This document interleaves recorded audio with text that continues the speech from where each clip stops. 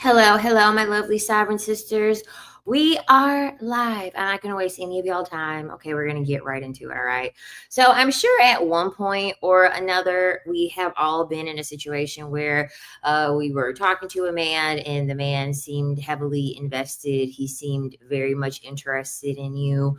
And then, for whatever reason, the man like turned into a different person and like completely just switched up like who he was out of nowhere. He might have like ghosted you. Maybe he might have accused you of something.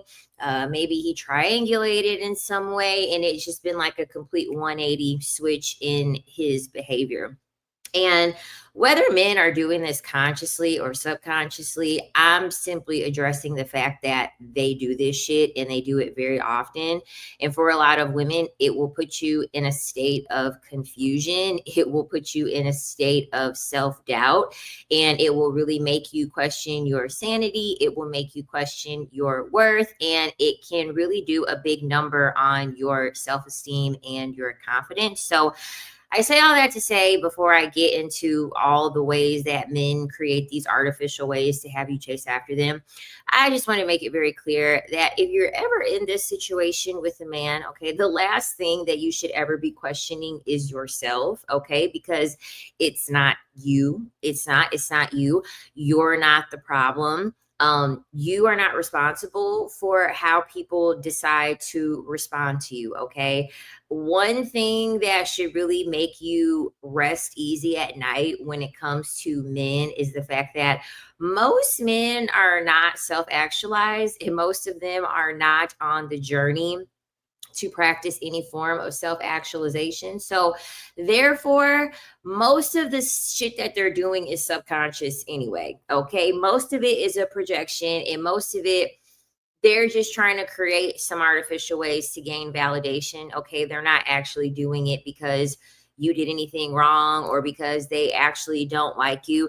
They're really just using you as a pawn, and they're just using you as a tool to try to pump up their self-esteem and to try to pump up their ego, essentially. Okay.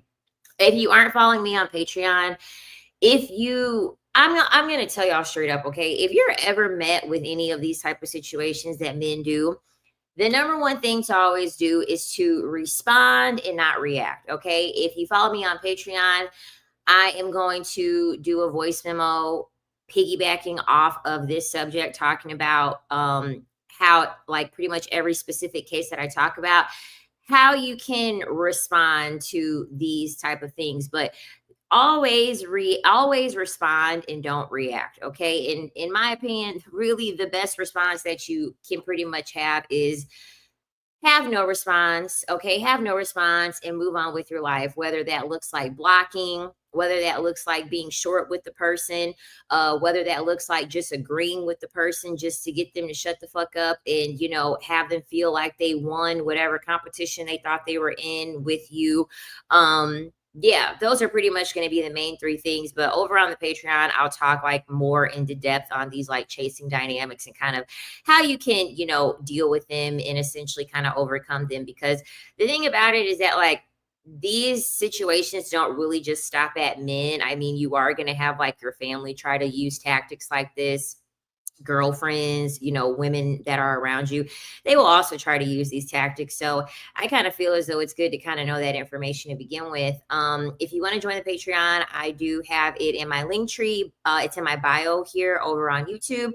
And then also on the link tree, I have the link to the womanizer. If you, these men aren't helping you reach the O. Okay. Like, come on, there's a large O gap between men and women together. So if you want a little something to alleviate that, I have a brand deal with the brand Womanizer. I absolutely love their toys. They're wonderful. They work really, really well. I just got some promo stuff, so I am going to be doing I'll be giving you guys a link for some like promo to get some like money off if you all are interested in buying some goodies from Womanizer. So shout out to Womanizer for the brand deal. Good things are happening for me. And then also I have the link to my spiritual channel over there as well as my TikTok. Okay. So let's get into all of these different chasing dynamics. Okay.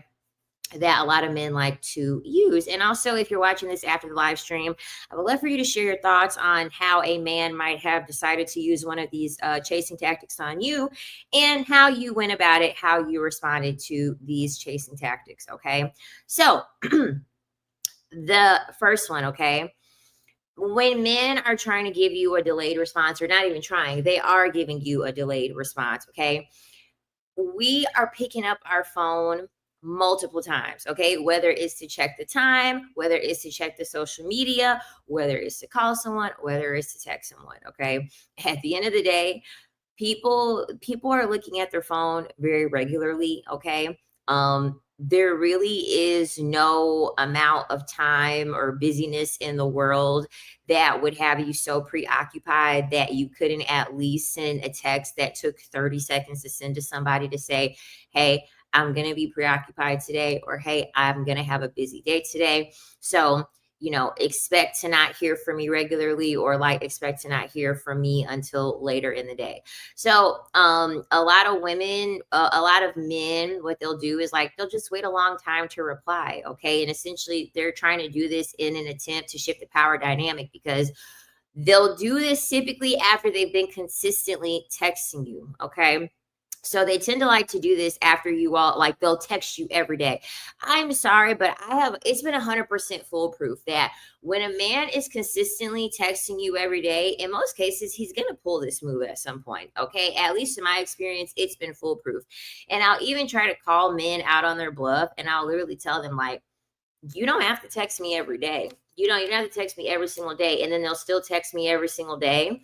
And then lo and behold, they do this, they try to do this power move where they decide to go a whole day without texting, essentially. Also, I'm gonna do my skincare, my nighttime routine skincare while I talk to you guys. If you guys want to know what I'm using for my skincare, I could just tell you. So I've never used it. I've used this brand, Grace and Stella, but I've never used like this type of pad. They have like the gold ones, they have the white ones, and they have these purple ones. These are the restoring eye masks. So I'm gonna throw these on. But anyway, yeah, like they will want ahead and text you consistently, and then out of nowhere decide that they don't want to text you for like days on end. And guess what? I just don't, I just double the amount of time. I'll just double the amount of time, because at the end of the day, really, stuff like that, it shouldn't even be affecting you anyway, because you want to know what? You should have a life. You should have a life so fulfilled, and you should be so busy. You should be so busy that you don't even care. And not only that, you should have a roster anyway. You should have a roster where it's a man filling up the time anyway between that one time, not between that one man not texting you anyway. So shouldn't even make a difference. So yeah, that's the first thing. They're just gonna fall off the face of the earth with texting, hoping I literally talked on a video about it. The one guy that was whining about how the girl that he matched with on Hinge wanted to do like a little FaceTime date with him or whatever, because she was leaving out of town, and he completely flaked on her. And then he woke up to a text the next morning, pretty much her telling him like, nice to know you, but you don't have a high level of interest. Yeah, he was trying to play the game and try to create this power shift and this power dynamic between them two, thinking that she was going to chase after him and be like, oh my God, what are you doing? Did you forget? Like, no, just no. Okay, so then the second one, which I feel like everybody knows this, but love bombing. And then usually what will happen is that they will love bomb you, and then like emotionally, like there will be some form of like void there. Okay, like he will love bomb you with like gifts and like attention and affection and compliments, but like the emotional component, he will like really withdraw. He really won't be as like expressive as you would be hoping, especially if someone's, investing financially into you, and, investing like compliments and like doing all this stuff or whatever. But then emotionally, they just go, they like no longer want to make an effort to try to make you feel special anymore. Once again, they're really trying to play on your emotions, and like they're trying to have you chase after them, because it's like, okay, why did the gifts stop?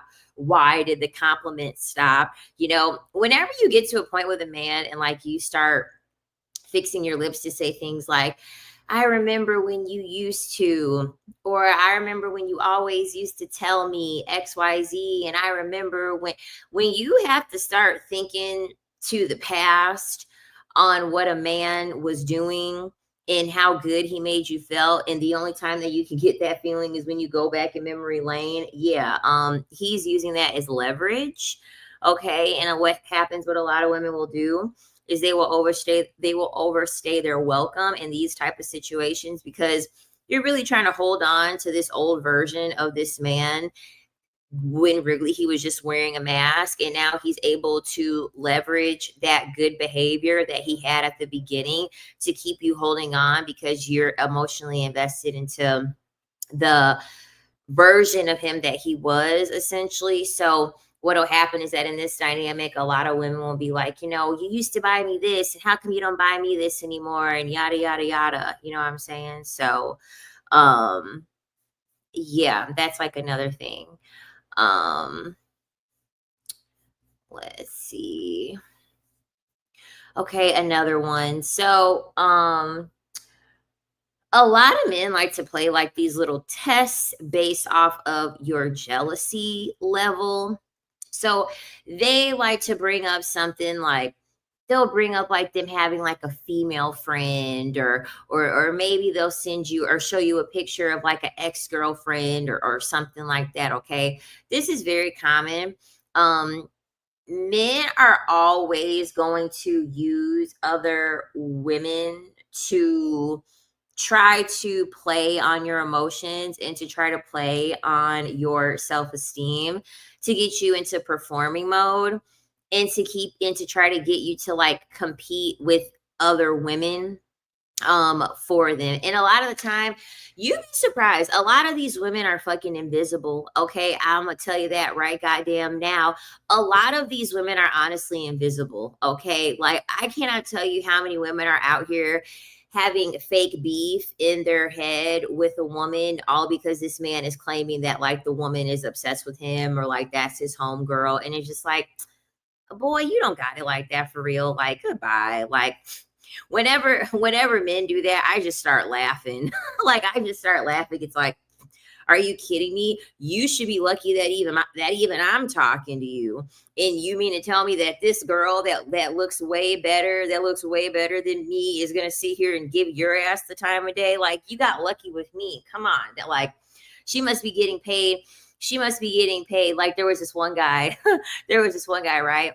He was saying like, he was like, he's like, a lot of, because he pretty much, he was trying to make it seem as if he was upset because I wasn't chasing after him. Okay. That he was essentially upset that I wasn't chasing after him. And so he said, you don't understand, like, girls, they go out of their way to talk to me. Like, I've really had girls fly to see me. And mind you, this guy lives in Indiana. I said, where did they fly from? Chicago? Talk about some, I get girls to fly to see me. I say, yeah, nigga, they flying from Chicago to Indiana to see you. They ain't flying across the country to fucking see you. Like, get the fuck out of here. Like, come on. Like, you ain't got it like that. He was like, you're a hater. You're a hater.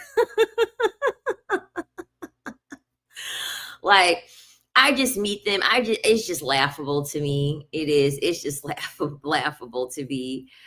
A lot of them do it on purpose. I feel like a lot of them do it on purpose. I feel as though they're so manipulative inherently that it is subconscious at this point. As these men get older in age, it's just like their automatic response. Thank you for the super chat. Great content and love your channel. Thank you. Appreciate it. But yeah, there are a lot of them that do it on purpose. Oh, okay. So then another one. Oh, I absolutely hate it when men do this. A lot of men try to do this with me.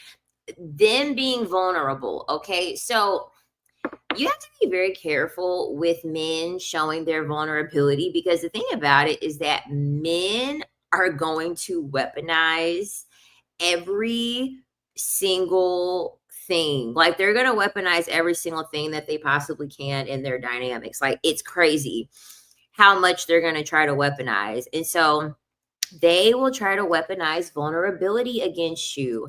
And essentially what they try to do is they'll give you like a taste.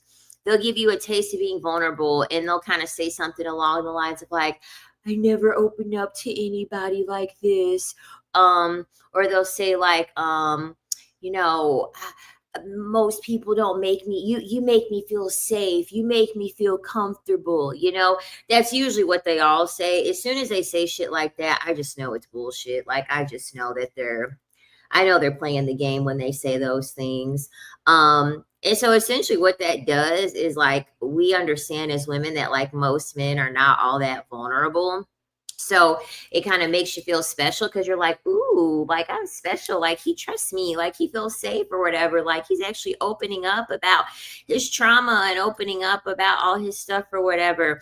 So then what happens is that, like, he does that to get you into invest in him. And so what happens is that, like, you start going after and chasing that like emotional intimacy that you all just shared, okay? But in reality, like, girl, like, come on. The intimacy is about him fucking, like, getting kicked off the basketball team in 6th grade. Like, it's not even anything of any fucking substance. Like, I'm sorry. Like, a lot of the time what they're considering to be vulnerability, I'm like, I know some darker things have happened to you in your life. Like, this doesn't even count as like a level of vulnerability to me. Like, I'm sorry. So, yeah, they will just get you in this state where they think you're going to be so impressed with them being vulnerable that you will want to invest more into them. Another thing that they do, which I feel as though it's very common. We've all done that. I mean, hell, Katy Perry even made a song about it. Them being hot and cold. Okay. One day they're in a good mood. They're giving you all types of compliments. They're saying how much they love you and how much they miss you, and they can't wait to, be with you and yada yada yada, and have a family and like do all this shit. And then the next day, like, they're being very critical. And it's just a never ending seesaw. Like, you never know what version of them it is that you're, gonna get. And my thing about it is this. So, like, on the Patreon, here's the thing, right? On the Patreon, I talk about all of these tactics because, like, I teach women these tactics over on the Patreon. The difference is this, is that men are not seductive. Okay? Men are not seductive at all. Like, there's nothing wrong with being hot and cold, okay? Like, literally, there's nothing wrong with being hot and cold. I'm literally doing it to the girl that I have a crush on at work. I'm literally doing this shit to her right now, okay? So it's not really inherently bad to be hot and cold, but the thing about it is that, like, they don't have any seduction behind this shit, okay? They have zero seduction behind this shit to even make it like fun or interesting or cute. Like, they're looking at it as if they're so dominant over a woman, where it's like they look at it as if it's like they're putting their foot on your neck. Whereas, like, women, like, it's supposed to be cute. It's supposed to be flirty. It's supposed to be mysterious. It's supposed to be leading something to the imagination, so that way they don't get fucking bored. Men are not looking at this stuff in a seductive manner for it to be seductive and for it to be fun in any way. They're literally just doing this so they can feel more powerful and feel more dominant in the situation. Like, the shit's not cute when they do it, okay? So I want to make that very clear. I do teach these dynamics over on the Patreon, because they actually work really, really well, and you don't even have to do them just in the setting of relationships. You can do them in pretty much every dynamic, okay? Every dynamic of your life, and they work really well. But yeah, when they're on their good behavior, you want to start performing, and you start trying to figure out, like, okay, what do I have to do to get him to like be like a good boyfriend again? Like, why is he being like being an asshole and being cold and being aloof and stuff like that? So that once again will get you to be in a situation where you're gonna chase after them. You know what I mean? Um, Another thing, this is what gets women into a whole lot of this is any woman that's ever been in a situationship, this is exactly what the man did to you. The next one that I'm going to tell you, this is exactly what the man, I could say with 99% accuracy, this is exactly what he did to get you into a situationship. So essentially, trying to create like scarcity, okay, trying to create scarcity around a relationship. So essentially he's going to tell you that, like, I'm not ready for a relationship, and like my heart's been broken, or I just got out of a relationship. But then he'll do shit like send you flowers and like introduce you to his parents, and like all of his actions are everything in which it would be like girlfriend slash relationship territory. But he's telling you that, like, the complete opposite. Okay. And so essentially what this does is like, this puts you in a mode of like fix it, because you're just kind of like, okay, now you want to be the one that changes his mind, because he's by his actions, he's showing you that he actually could be capable of being in a relationship, right? He's doing all the relationship things. But his words, his words are like, no, I'm not ready. Yeah, they want to get you to chase after them and put you in fix it mode and just essentially extract, sex from you, emotional availability and emotional labor from you. Sometimes even domestic labor. Like, oh my God, domestic labor is already bad to begin with, but when you're in a fucking situationship and you're doing domestic labor, oh girl, you are. If you're in a situationship and you are doing domestic labor, I feel like you need an exorcism. Like, you had to have been overtaken by some demon or something to do some dumb shit like that. Um, okay, another thing that they like to do, I talk about this all the time over on the Patreon, and I tell women that they should do this all the time, but men a lot of the time tend to be very ambiguous, and they tend to be very vague, okay? Because one thing about men, like, men are very aware of semantics, okay? So men understand that if you say a word, a lot of the time women especially are too afraid to ask them, like, what do you mean? Like, this term, what does this look like for you? Because the thing about it is that, like, for instance, dating, okay? In my opinion, the word dating is a very ambiguous word, okay? And I feel as though that was done on purpose, okay? Because I'm a millennial. We were like, we were never like dating, you were never dating. You went on a date. Like, you went on a date, and that was it. And you went on a date, and then like you were either in a relationship or not in a relationship. Like, dating was never considered like a type of relationship status, I guess, because I feel like now dating would be considered a relationship status. But you literally could ask like five different people. You could ask like five different people what dating means, and like really they're going to tell you all the same thing. Okay. They're going to tell you all of the same thing. So, um, yeah, it's just kind of one of those things where it's like, okay, well, then I'm going to specifically ask you, like, what is it? Like, what do you mean by this? But they want to stay very, very vague. So like, oh, like, let's just go with the flow. Oh, men will do this a lot too. When you ask them like, oh, like, what's your type? Men never want to answer what their type is. I can't stand it when they say, a girl that looks like you. My type is a girl that looks like you. And I'm like, oh, you're so full of shit. You're so full of shit. Oh, my type is you.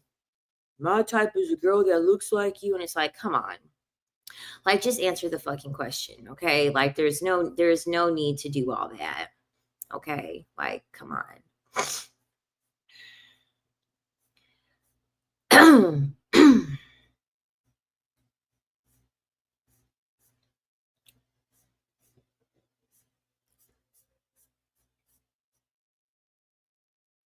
I hate that too. We're talking that there's no such thing as we're talking, okay? That's not a relationship status, okay?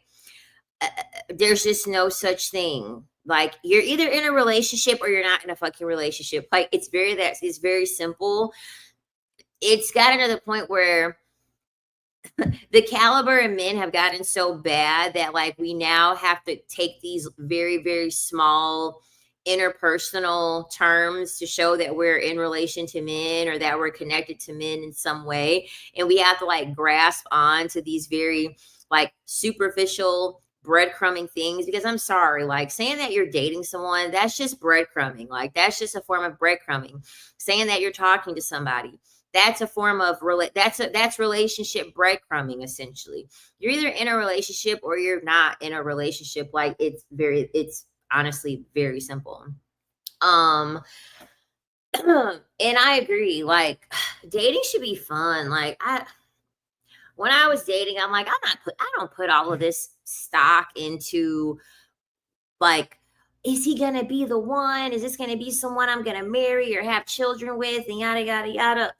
I never thought that at all. I would never think that before a date. I'm like, I hope the food is good. I hope the food is good. I hope he's cute in person. You know, I hope he shit, for some of them I'm like, I hope he's a good kisser. And for some of them I was like, I hope he's good in bed. Not that many though, but for a couple. Just keeping it real, okay? Um so yeah, what else? What other ones do I have on here? Oh, when they're constantly complimenting you at the beginning, I cannot I already know that a man is going to try to create this chasing dynamic when he is constantly giving me compliments. Like there was one guy that I was dealing with, and literally he made me his phone screensaver within like a week of knowing me. Okay. He was like, "You're just so beautiful that I just had to make you my phone screensaver." And I'm like, oh, hell no.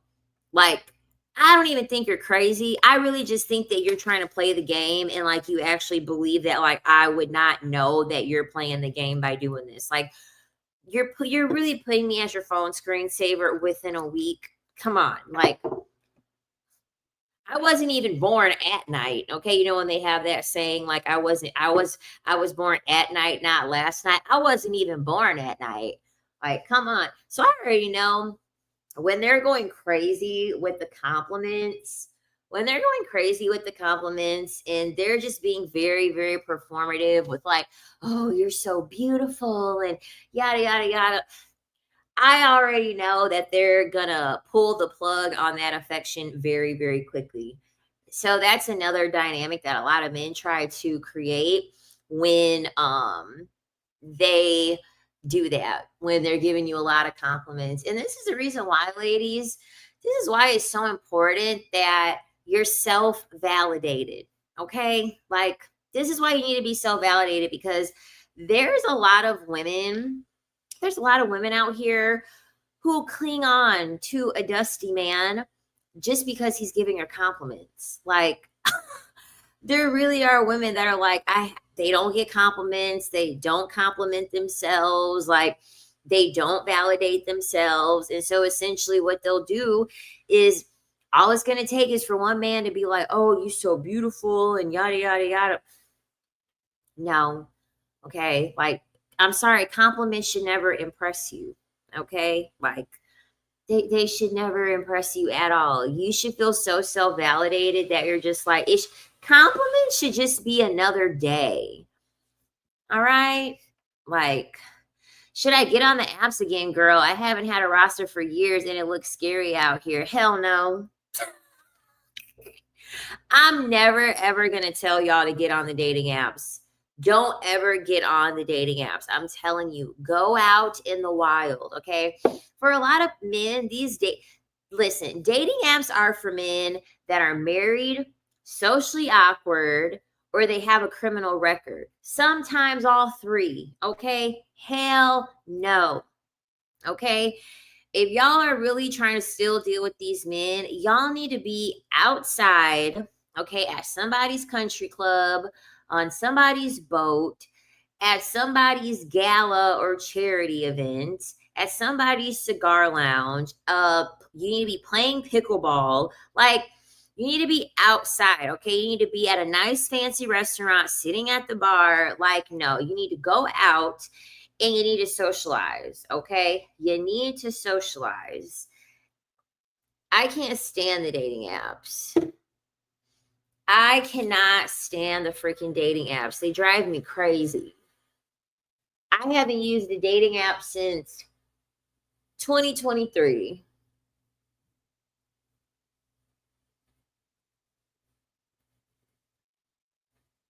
A lot of them are awkward in real life, honestly. A lot of them are. Like, I was at the gym earlier today and I'm like, oh my God, this guy wasn't staring at me, but I ended up turning and I caught him looking at me. Chow.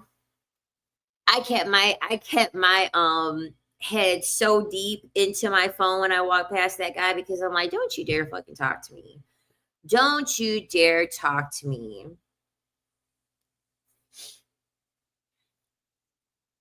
Hell yeah, Mastro's is really good. Mastro's is really good. I freaking love Mastro's.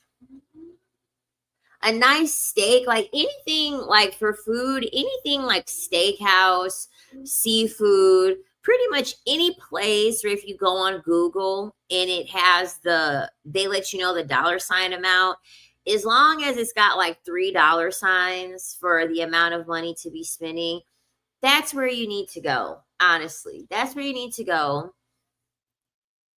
Exactly. If there's a dress code, go. Yes, if there's a dress code and if there's valet, fucking go. Please.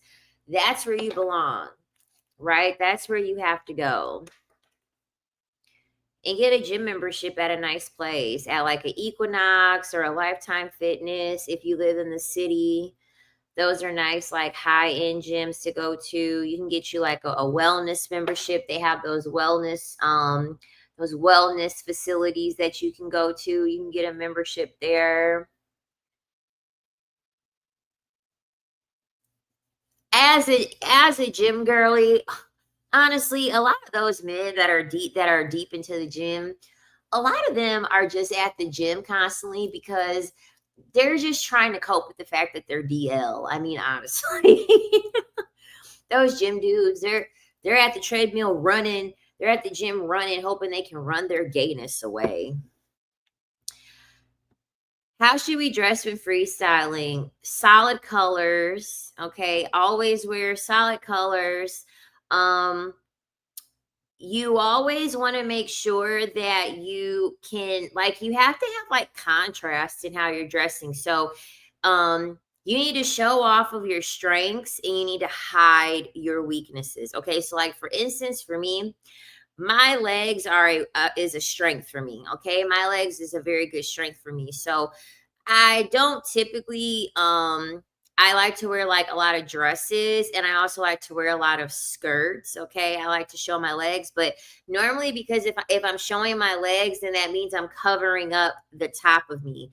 And if I'm not covering up my arms, I'm just not showing cleavage, okay? So like if you wanted like so an example would be like it's kind of warm here, so this isn't the best example, but like I don't know, like let's just say I had like a cute little like button up or something with like a skirt, you know what I mean? Or maybe I had like something strapless with like with like some like shorts or something like that, you know what I mean? You always want to make sure that there's only one you always want to make sure that there's only one like nice part of your body that you're showing because if you do too much, like if you start showing your legs and you start showing cleavage and you're wearing something tight too, it's like no, no, no, no, no. They're going to think you're a paid escort for the night and that's going to be too much. And that's another thing too. You don't want it to be revealing and tight. If you have a really, really nice body and you don't want to be revealing, but you want to cover up, well, then wear tight clothes, but be covered up. You know what I mean? Be covered up all the way. So, yeah, you have to make sure that you like show off your strengths and then hide your weaknesses. And then essentially, um, don't be taking no risks either. Like if you don't know how to put on makeup, don't decide that the night of a freestyle you're going to decide to put on makeup. Like you should be practicing it before you do any of that stuff, right? And really what I would encourage you to do is like wear your makeup to work and like just start trying like different makeup looks and start listening to what people are telling you. Like, start, if they're telling you one day, if you got a lot of compliments one day on a makeup look that you had, or maybe a hair look that you had, maybe you wear wigs and you wear a particular color and you got a lot of compliments that day. That's really important. So you should keep those things in the back of your head in order for you to kind of dictate and figure out how you're gonna look whenever you decide that you're gonna go out to freestyle. But don't be taking no risks the night of the freestyle, okay? Even with like shoes and heels, please don't decide the night of freestyling that that's going to be the day that you're out wearing heels for the first time. You're going to look crazy, okay? You're going to look insane. You better start working, going to Walmart, cooking your food in the kitchen. If you want to start wearing heels, the best way to start wearing heels is cleaning up your house. Clean up your whole entire place in high heels, okay?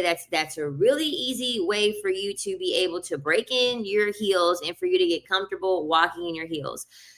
Every weekend, clean your whole place and cook in some high heels. And boom, before you know it, you'll be a pro walking in them. Are boho box braids bad for freestyling? I don't think they are, especially here in Florida. Okay.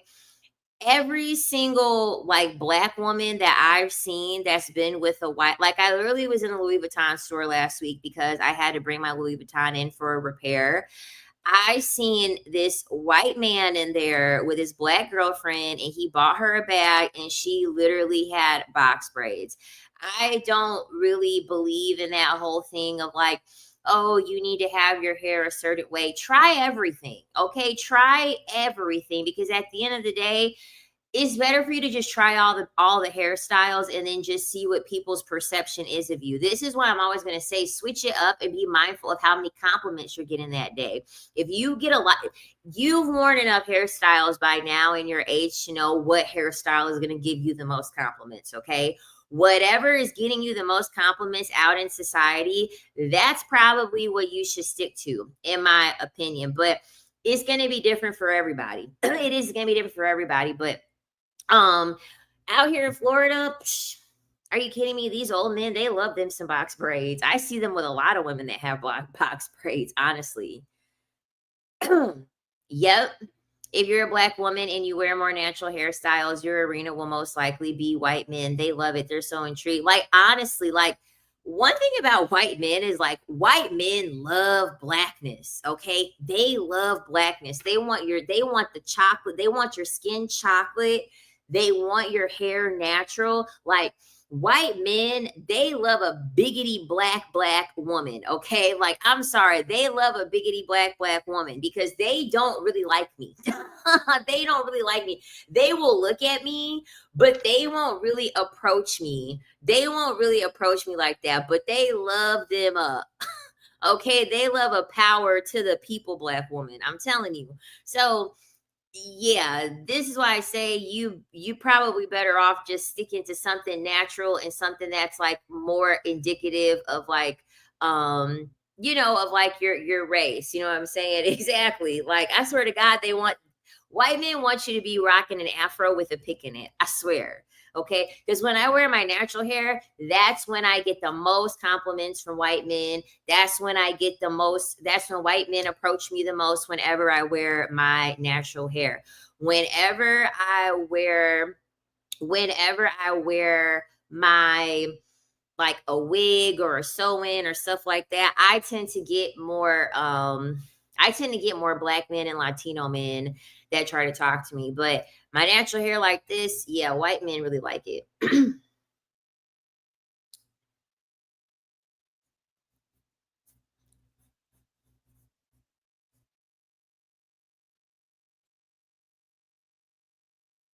I'm mixed. White men don't talk to me, girl.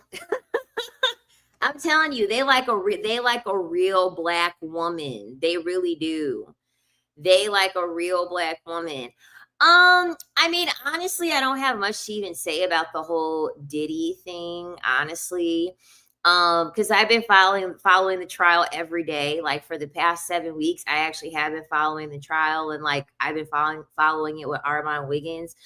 I'm really not surprised at the outcome of the Diddy trial. And the reason why I'm not surprised with the outcome of it is simply because they this was the issue. The defense ended up getting proof of like the fact that pretty much like all of the female victims, essentially they had proof that like they said that they loved Diddy or that they wanted to spend time with him and stuff like that. So automatically that already excludes S trafficking. It does. It excludes S trafficking legally, because like if he had a charge for like domestic violence or something like that, it would be a completely different conversation. But when it comes to the RICO charge, and then when it also comes to the S trafficking charge, it's just once they were able to prove that there were text messages of the women saying like, "Oh, I love you," and yada yada yada yada yada, just like keeping it unbiased legally, I kind of figured like, yeah, that's it's going to be really really hard to come back from that, because how can you prove that? It's very hard to prove that someone is being taken against their will and being trafficked when like they're the ones calling the shots, they're the ones that want to spend time with him, and they're the ones wanting to initiate to talk to him and stuff like that. Because like I said before, if it was a domestic violence charge, of course that would be completely different, but it's not.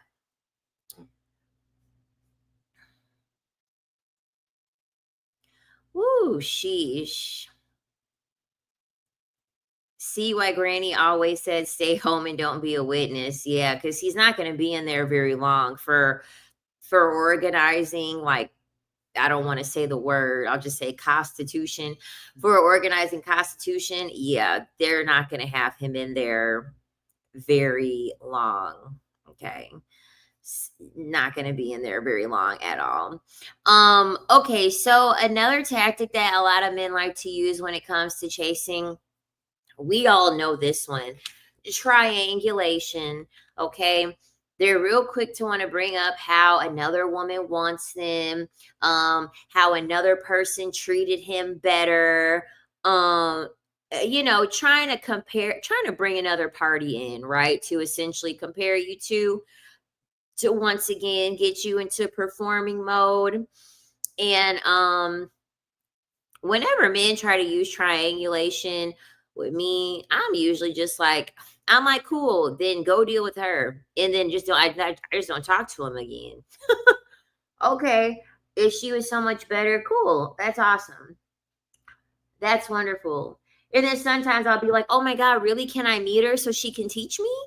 They're like, what? I'm like, yeah. You're talking about how much better she is at it. Maybe you can have us meet and then she can teach me how to be better at it. No, I don't think that's a good idea. Okay, well, obviously you don't give a fuck about me being good at it then. You don't care about my growth. You don't care about me trying to impress you or not, because how come you won't offer up her trying to help me then? Right? We don't know if Diddy didn't engage in witness intimidation, like honestly, but from what I've heard, people would say that like he would stare at people, he would nod at certain people. There were a lot of people that were there in the courtroom that had said that like Diddy would tend to be like very intimidating to certain people. So possible. Oh yeah, black men love to use triangulation, and they love to use triangulation in regards to race. That's like their go-to. Like one thing about a black man, he is always going to use a white woman to triangulate with black women. Always. Oh, this why we be dealing with Becky. Becky don't be doing all that complaining. Becky gonna be there for her man. Becky gonna be right. She gonna be a ride or die. Becky gonna build her man up.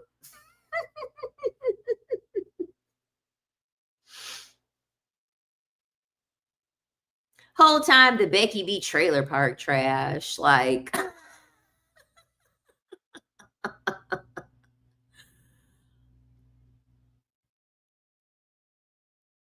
I'm like, goodbye.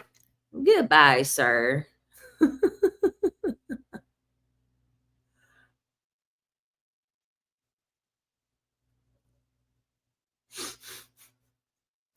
Like, no one has time for that, sir. Like, as soon as they start talking about that, I'm just like, "Oh my god, I cannot hear I can't, I just can't. Like, please." And then I'm like, "Okay, well, then why aren't you with one then? Since they're building you up, why aren't you with one? Why are you over here?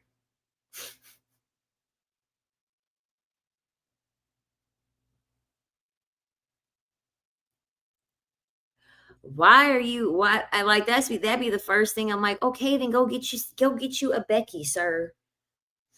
Okay, go get you a Snow Bunny. Go get you Snow White."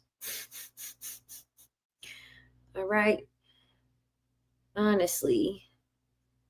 And I be feeling so bad because I'm just like, oh, here we go. Black men are gonna take down a whole nother race of women.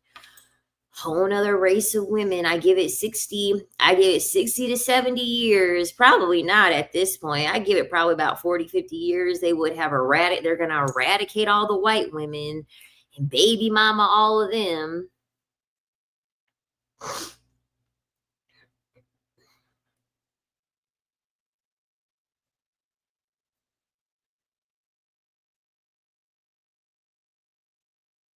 Exactly. Exactly.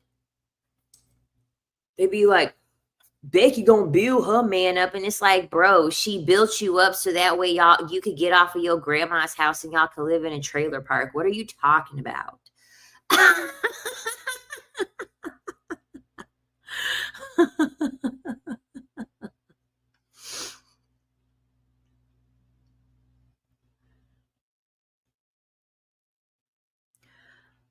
Well, of course not. White men cannot triangulate other races because white men are at the top of the hierarchy. Okay? That's the reason why. Black men are at the bottom of the hierarchy up against white men. So they have no choice because they're in the middle. Because the hierarchy is white men, white women, black men, black women. So black men are teeter tottering in the hierarchy between white women and black women. So that's why it's very easy for them to triangulate. White men don't need to triangulate anybody because they're at the top of the hierarchy. All white men got to do is exist. Literally, all they have to do is exist. Like, white men are the triangle.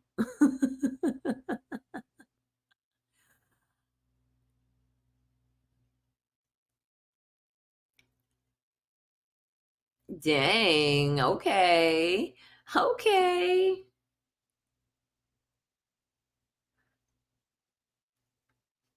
Yeah, I just think they do it more.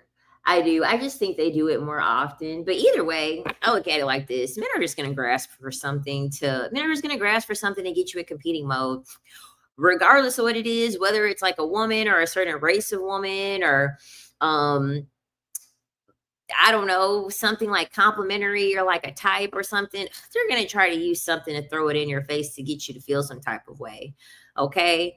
Um, and another thing that men will do to be able to kind of get you into like chasing mode too is when they start talking about like what they like in a woman and it's the opposite of you. Okay. It's the complete opposite of you. That's another way that they will try to get you into chasing mode. They'll be like, oh, yeah, I like a brunette. I like a brunette. I like a girl with like a big chest. I like a girl with like a big butt. And you're looking like, the fuck? Like, I'm blonde and like, I wear an A cup and like I'm a size 4 in jeans. Like, I'm not. He gonna say the complete opposite of what you are. And then you're gonna start thinking, like, okay, well, why is he with me? Why is he with me then? Right? Like, what the heck? Like, what is this man talking about? Yeah, he's hoping that you like him so much that you'll stop everything. You'll stop everything that you're doing, and you decide to dye your hair brown and go get on somebody's surgery table to impress him. It's like, I'm not doing that shit. Are you crazy? No. No.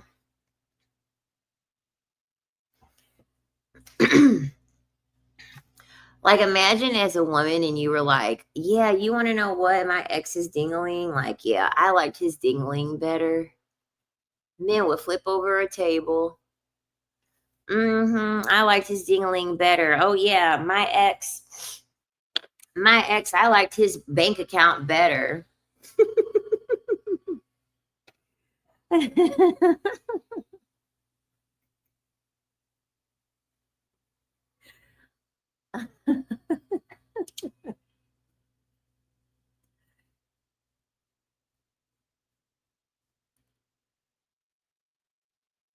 Yeah, they would get so mad. They literally, like I said, they would flip over a table. They would punch a wall.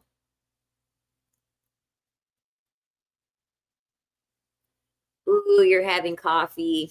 The number one thing that makes me excited to wake up in the morning is coffee. I'm such a fiend.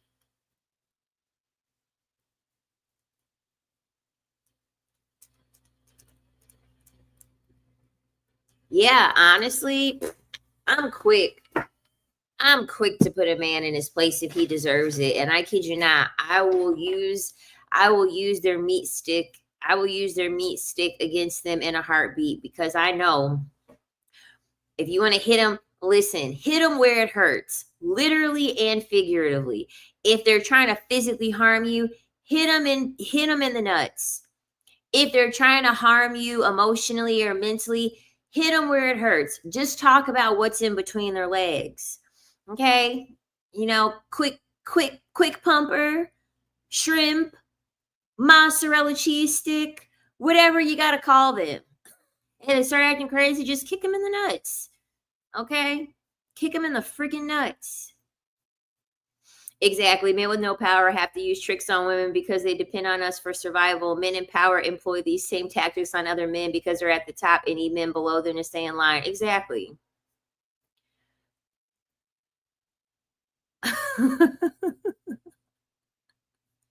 I cannot tell you guys how many men I've kicked in the balls. Okay. That's always that. Listen, I've been kicking boys in the balls since I was in fucking middle school. Okay. I never had a problem with fucking it. One time, oh, it was great. There was this little white boy, and I swear to God, he he he was so fucking annoying. He used to always freaking bother me. He was this ginger kid. Was he ginger or was he just blonde as hell? I think he was just blonde as hell, is what I think it was. And he used to get on my fucking nerves. And so one time we were at recess and he annoyed me so bad. I kicked him in the balls so much that he literally he fell to his knees and he threw up.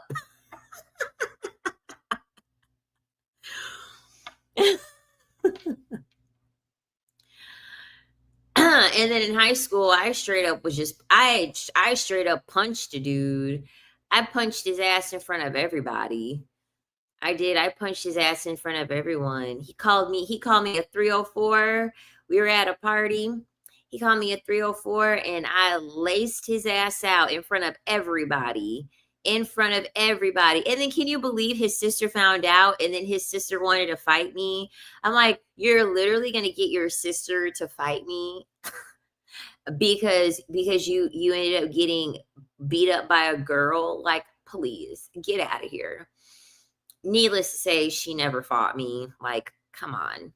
Get your brother in check. I kicked a guy in the balls and he punched me in the eye. Ooh, girl, I'm sorry. He never harassed me again though. Listen, I'd rather take a punch in the eye if it means that a man understands that, listen, I inflicted some type of harm on you. I inflicted some type of harm on you, and that will be enough for you to not want to fuck with me again. it just be the risk I'm willing to take.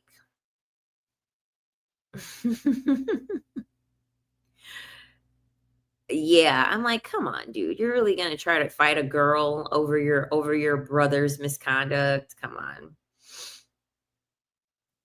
Come the freak on. So y'all, okay, so we have to talk about the workplace crush or whatever. So why did the workplace crush like have her girlfriend on FaceTime? Because she has a girlfriend that's like long distance or whatever. She just lives a state over, so it's not like, I mean, it is long distance because they're not in the same state. But anyway, I guess she had like her girlfriend on FaceTime, and I guess her girlfriend had like saw me, and I guess her girlfriend had like heard a little bit of our conversation, and I guess the girlfriend started like bugging, and she was like freaking out, thinking that like, I don't know, that her girlfriend was gonna like cheat on her or whatever. Mind you, the girl is a model. Okay. The not the girl I have a crush on, but her girlfriend, she's a freaking model. Like, she's gorgeous. She's really, really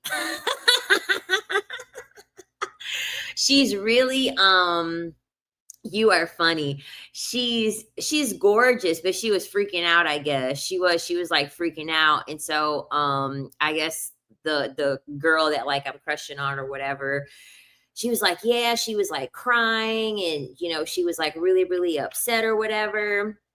So, which, I'm not new to this. I'm true to this. So I'm used to this happening. I'm used to this happening whenever it's someone that I am like interested in, and they have a significant other. Their significant other always feels so threatened just by my existence.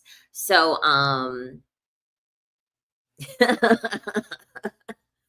I'm not doing coaching now. I'm not doing any one-on-one coaching. Maybe at some point, but not right now. I can't go back to it right now. I just don't have enough time. I don't have enough time to invest in doing one-on-ones. I just have a few overlaps from some people that bought like bundles, but like as far as new people, no. I don't know how people are still scheduling. I don't even know how people are finding the link to still schedule, because there are some people that are still scheduling consults, and I'm like, I can't. Like, what? So yeah, so anyway, I had asked her for her number, and she had pretty much said, she's like, the way that my girl's been bugging, she's like, it's just not safe for you to have my number. Okay, cool. I was cool with that. We have an internal messaging system. Okay. We have an internal messaging system at work. So yesterday when we worked together, because mind you, she's only filling in temporarily. Like, I think her last day will be like at the beginning of next week. So it's not going to be like work wife. It's not going to be like work wife, like vibes anyway, because she's not really going to be working with me for long. But anyway, why did yesterday she came up to me and she's like, did you see that I messaged you? She's like, did you see that I had messaged you? And I was like, no, like, I don't ever check that internal messaging system. Why did she hunt me down and find me on the messaging system? Like, she didn't even know my last name. So she literally she's been messaging me on the internal messaging system as opposed to having my number. And then she's like, I also have the app.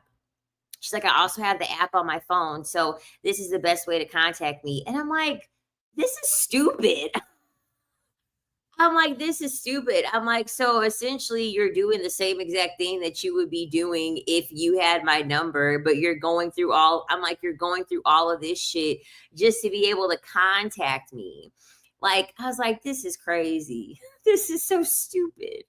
This is so stupid.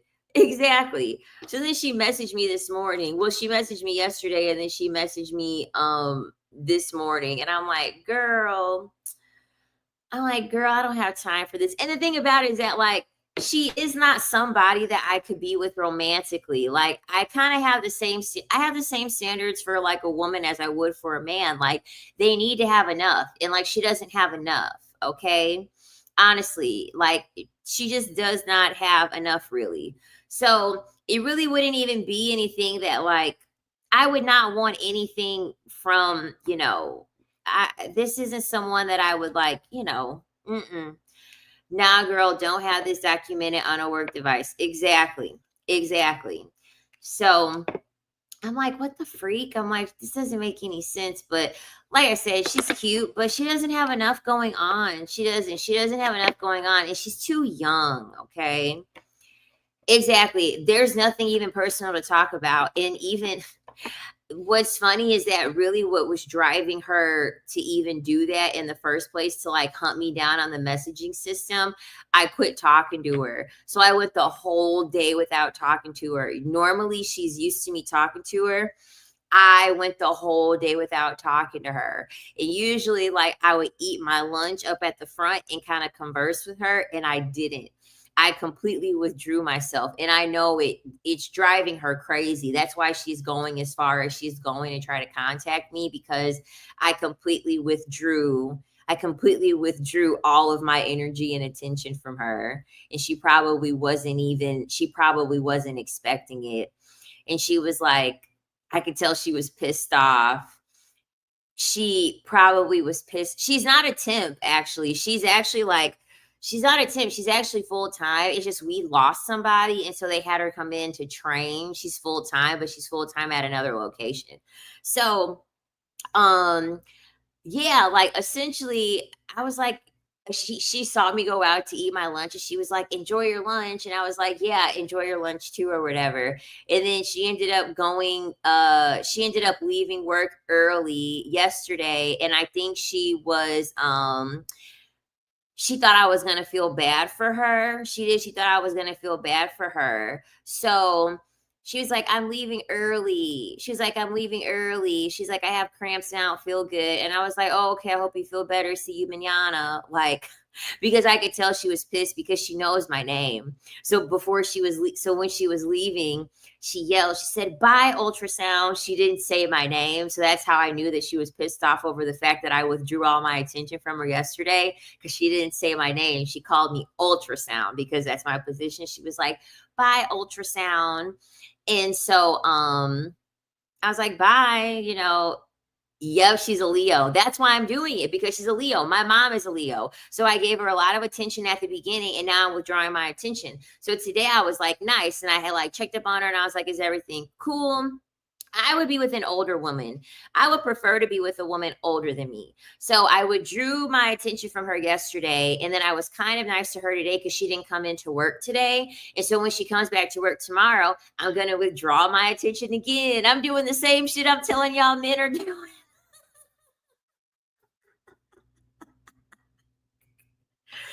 I'm doing the same exact shit that I told y'all that these men are doing.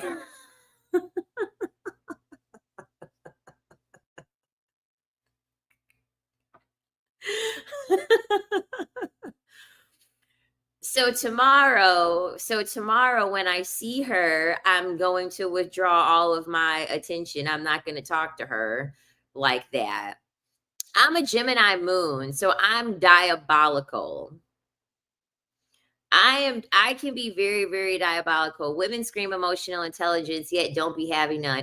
And honestly, another reason like why I'm doing this is because it's just a shit test, honestly. Because like I said before, this is not Queen, you better hope her stalking ass doesn't find your YouTube and isn't listening to all your plans. Ciao, she'll be back at her home location next week anyway. So it ain't like, I mean, like I said before, it's not like it could be much, invested into it. Oh, and then also she had asked to hang out. She had wanted to hang out with me.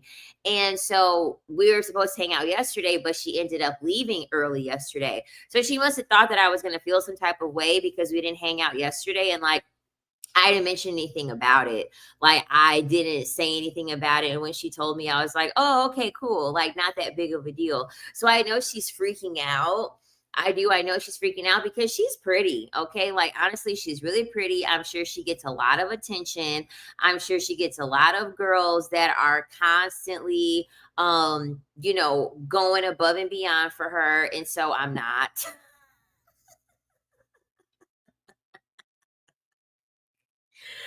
I'm not. So tomorrow will be fun. I hope she goes to work tomorrow so I can withdraw affection again.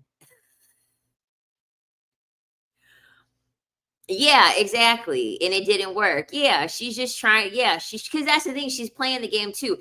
I don't play the game with people until they start playing the game first. Like honestly, until they start playing the game first, I don't play the game. But as soon as they decide that they're going to make a chess move against me, boom, game is on. The game, the gloves are off, and the games will be played at that point. So there we go. So that's what it's going to be. It is. That is 100% what it's going to be. Mhm. Yep, exactly. And like I said before, she's not somebody that I would ever take seriously. My sun sign is a Capricorn, but she's not somebody that I would ever take seriously anyway. I more so just wanted a friend, a cute friend, nothing crazy, I just wanted a cute friend. But yeah, at this point, I don't know. I don't know. You said, listen, she leaves in a week. She's trying to hook up and bounce. Child, it ain't gonna happen. It ain't gonna happen. Exactly. Honestly, when you are emotionally detached, you are winning. Exactly. Exactly. So we'll see if she comes to work tomorrow. We'll see if she comes to work tomorrow. And once again, I hope she does come to work tomorrow because I'm not gonna say shit. I had her coming in the back. I had her coming in the back yesterday to see what was going on. She was freaking out.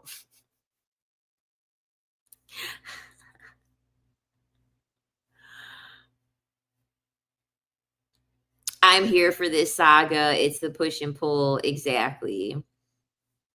And my thing about it too is that it's like I've already been in work wife territory, okay? People love people love to have something at home and then have somebody at work that they're interested in, okay? I'm not going to be a fucking work wife. Okay? Point blank period. I'm not going to be a fucking work wife. So it's like that's also another reason why I'm like withdrawing my attention from her because I'm like, bitch, your girlfriend lives out of the state, okay?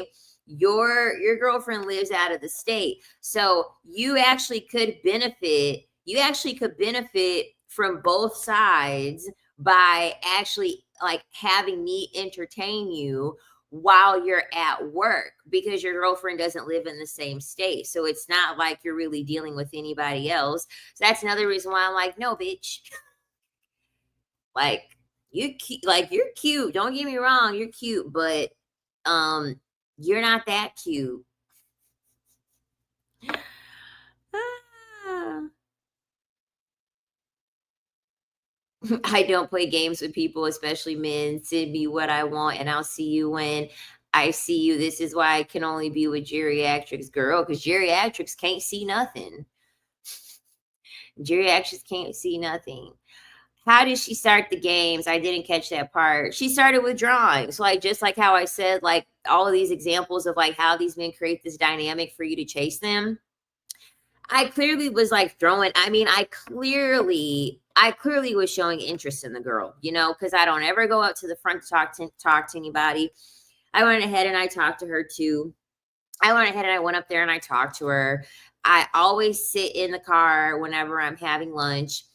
I ended up spending my lunch like with her or whatever. And then like if she would get breakfast, like she would want to talk like over eating breakfast and stuff like that. So like at work, like we would like make time to talk. I don't think she's like out of the closet because like I had asked her, I was like, why do you call your girlfriend a spouse? And she was like, she's like, I call my girlfriend spouse because I don't want to use the term partner. And if she brings that shit up again, I'm really gonna be like, I hope you're not calling her a spouse. I hope you're not calling her a spouse because if you say partner, it's gonna give away that you're gay. Because I guarantee you, people would be more shocked if you told them that you weren't gay. Okay, like no one is looking at this bitch and thinking that she likes penis. Okay, like I'm gonna keep it real with you. No one's looking at this girl thinking that she likes dick. Okay, like it's just not. It's just it's giving she likes vagina. Okay, it's giving she likes coochie. No one would ever question. No one would ever question that.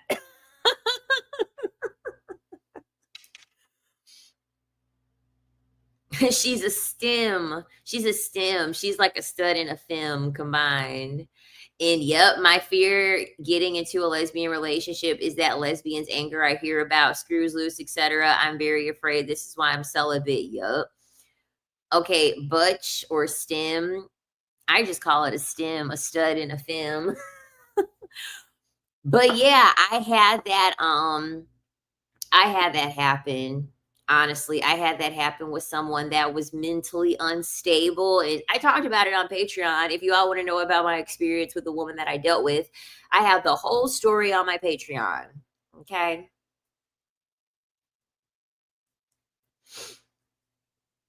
Soft stuff. She's attracted to your self confidence. Sounds like she's half in, half out the closet. Yeah, exactly. She's definitely half in, half out the closet. And I just find it so funny because it's like, bitch, everyone knows you're gay. Like, nobody is looking at you thinking that you like dingling. Like, nobody is looking at you thinking that. Like, what the freak? Like, what the freak? But honestly, like, it was nice to have a crush. Okay. It was nice to have a crush, but that's all it is. That's all it is. It's just a crush. Okay. It is just a crush. I'm not doing even our messages so surface level. Like, I'm not stupid now. She ain't finna, I ain't finna mess up, you got to go for the money, not the honey. Okay. I'm sorry. It's, what is it? Money over bitches. It's money over bitches over here.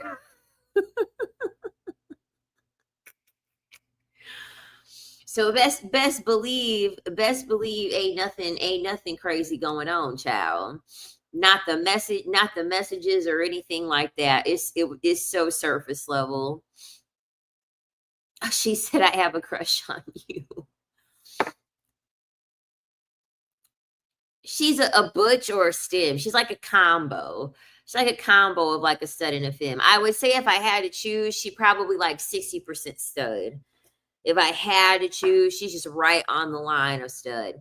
You are very magnetizing. She can't handle the push and pull. She sure can't. And guess what? I enticed the fuck out of her. I enticed the fuck out of her the second day that she ended up working with me. So the first day that I worked with her, I didn't know that she was going to be working because they never communicate anything with us. And so I didn't get a whole lot of sleep that weekend. So when I came into work that Monday, I had my hair down, but I had no makeup on. So she pretty much met me just how I look right now, which don't get me wrong, I feel like I'm a natural beauty. I'm cute. I don't really need any makeup. So once I saw how attractive she was, I was like, okay, because we did talk like the first day or whatever. And it was very clear that we were both like attracted to one another. So then the second day, I completely enticed her. So I put on my best makeup and I put on my favorite fragrance, like the fragrance that turns everybody's heads that I wear it. And so lo and behold, she was like, wow, she was like, your makeup looks so good. And she was like, she's like, what are you wearing? She's like, you smell so good. Like, I was like, yes, I got this girl.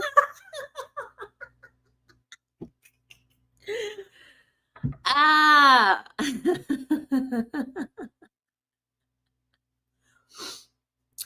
DPM, Delina Parmarley. We all have a crush on Queen. I would definitely get a femme girlfriend. I want someone who reminds me of myself. I'm obsessed with me. Studs are so scary to me. I'm not gonna lie, that was another thing too. So like I definitely don't like her as much as I liked her the first time. And the thing about it is that, like, for me, it's very easy for me to get like turned off. And like once I get the ick, like there's no going back. Like there's no going back at that point. So like the more I talked to her and like the more I got to like kind of know her more, because the thing about it too is that like she's an open book and I'm not. Okay. I'm a Capricorn sun. Okay. I'm not telling you every fucking thing. All right. Like I think all she knows about me is that I like to work out and I take pole dancing classes and I did bodybuilding, and that I am a content creator. That's pretty much all she knows about me. Okay. I knew her trauma within like a few hours. Okay. I knew her trauma within a few hours. So with that being said, um, yeah, once I got to kind of like know her more and like talk to her more, I was like, yeah, like it's just physically she's pretty. Okay. Physically she's pretty, but personality wise, she's okay. Personality wise, she's okay. Definitely not someone that, like I said, she's too young. She's not accomplished enough. She has a lot more life to live. Okay. I'm an open book, but the book is fictional. Yes. If I ever open up to somebody, it's because I was lying. Okay. It's because I was lying. If I ever was an open book immediately, I was fucking lying. Okay. It was fake. It wasn't real. She had Queen on the lesbian fast track plan. Y'all was supposed to be together by the end of the week. Ciao. Like Michael Jackson said, it's fake. It's made up.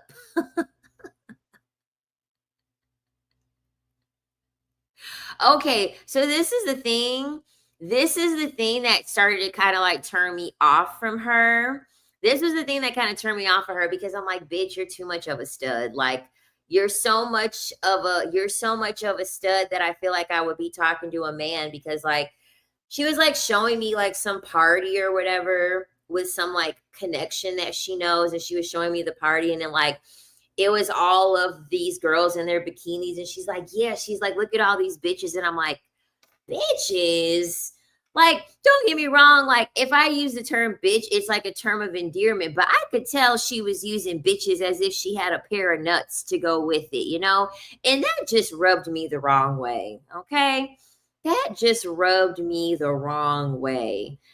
And so that's why I was like, girl, I started that. Like I said before, me pulling away, it wasn't just purely because I was playing the game. It also was because like a bitch was like kind of turned off. You know what I'm saying? Like, bitches.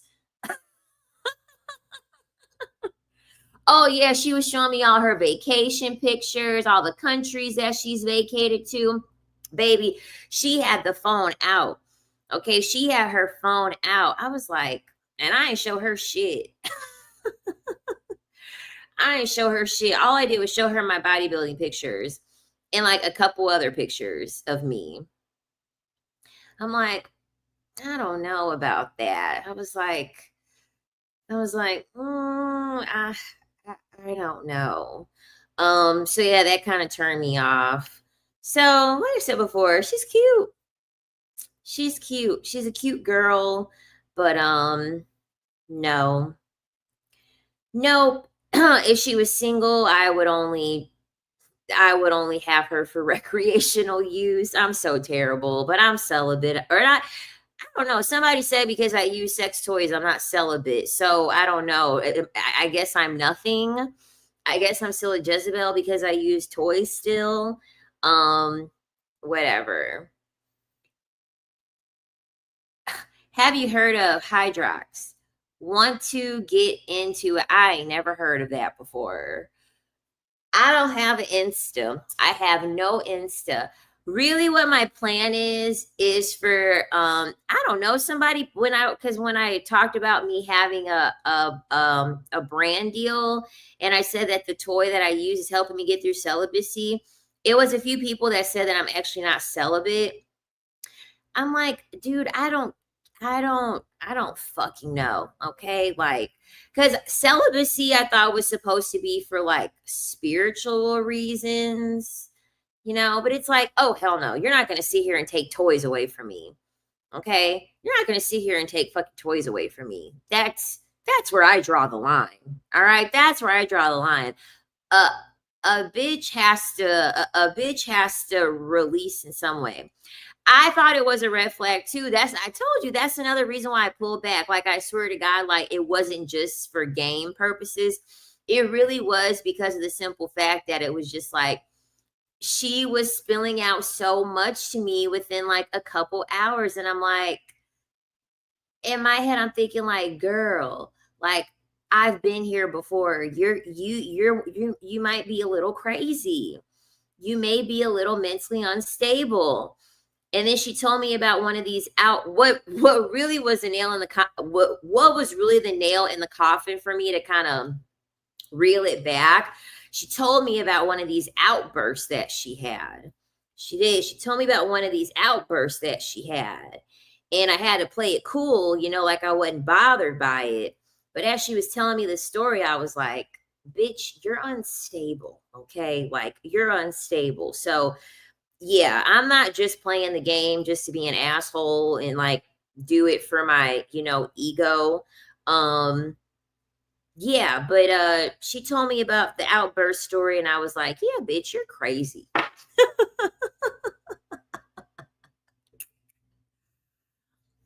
You're a little crazy.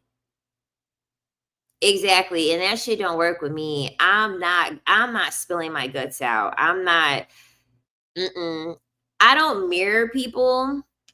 I don't mirror people at all because I don't care. Like, I don't care if you like me or not. So I'm not, if I'm mirroring you, it's because I want something from you. Point blank, period. Just because you're going to be vulnerable, don't expect me to be vulnerable. Just because you're going to overshare, don't expect me to overshare. The moment I mirror is the moment I'm trying to use you for something.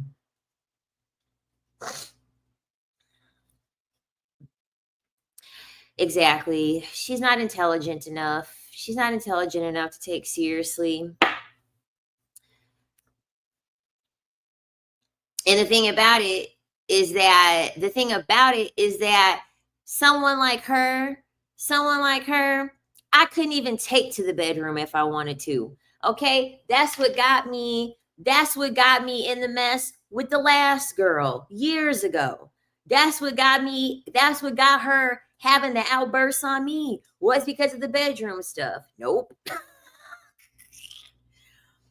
Nope. I can't do anything with that girl. Can't do shit with her. Girl, that's the thing. I'm not proceeding. I'm not proceeding. I'm not proceeding. I'm just admiring from a distance, honestly. I'm just admiring from a distance because she's still pretty. She's still a pretty girl, but no. No thanks. That's dumb. If you don't engage in sexual activity, then it counts as celibacy or at least abstinence. Exactly. But it felt good. I'm not going to lie. It felt good to have a crush. It felt good to actually be attracted to somebody, you know, because I haven't been sexually attracted to anybody in a long time. I haven't been sexually attracted to anybody. So it was nice. Let me have a crush for a little second, y'all. I promise.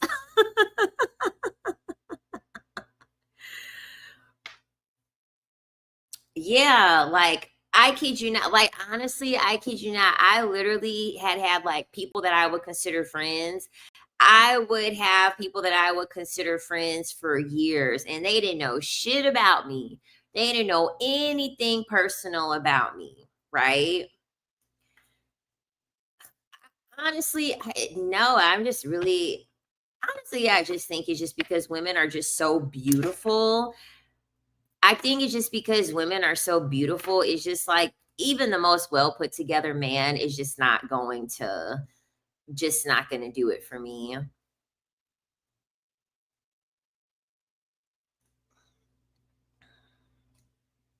Oh my God. Imagine having a crush on somebody that's got 4 kids.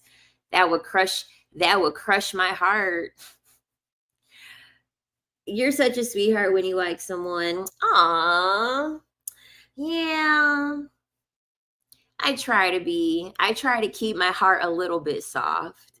Just a little bit. Priscilla the Queenmaker commented on I didn't post it over here, but I had made a video on TikTok talking about Priscilla the Queenmaker and Candace Owens. Did you guys check that out on Jubilee? Their debate? The debate was really, really good. I'm so pissed that they had red flag Priscilla to get her off. But Priscilla the Queenmaker actually had commented on the video that I had made in response to the debate that Candace Owens and Priscilla the Queenmaker had. Just type in Candace Owens versus 20 feminists, Jubilee, and it'll come up.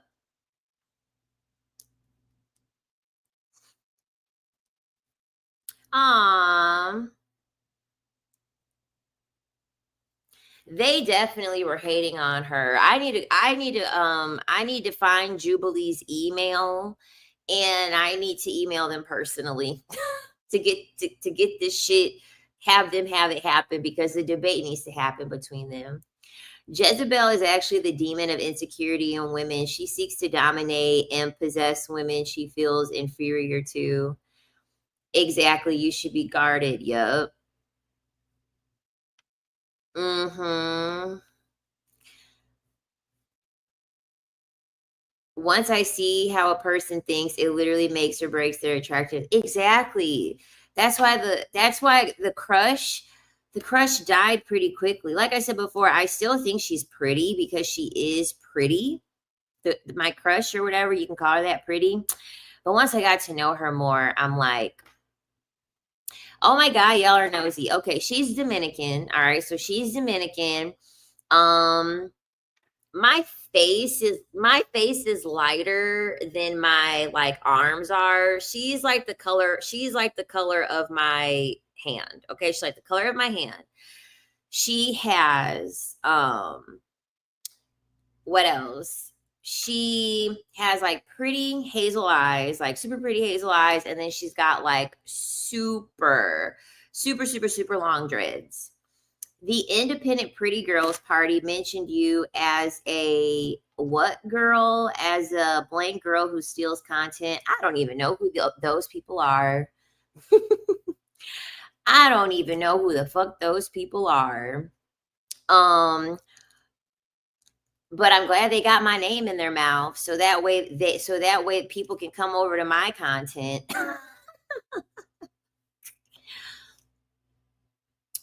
She's super slim. She's very, very skinny.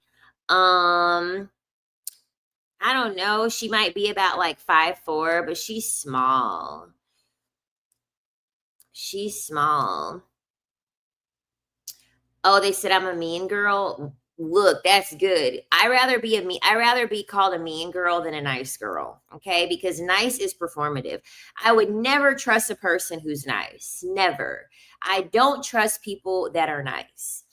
Plus, when everyone meets me, everyone thinks I'm either mean or annoying. So that's not a shock to me.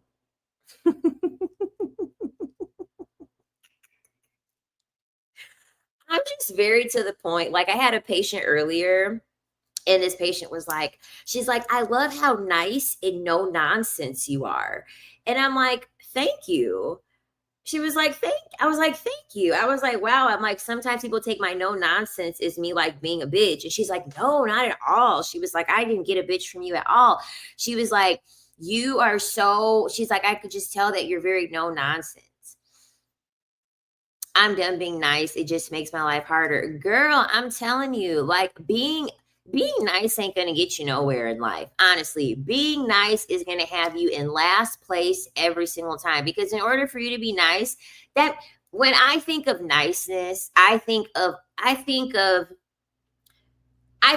allowing people to cut in front of me in line. Okay, and I'm just going to keep letting everybody cut in front of me in line.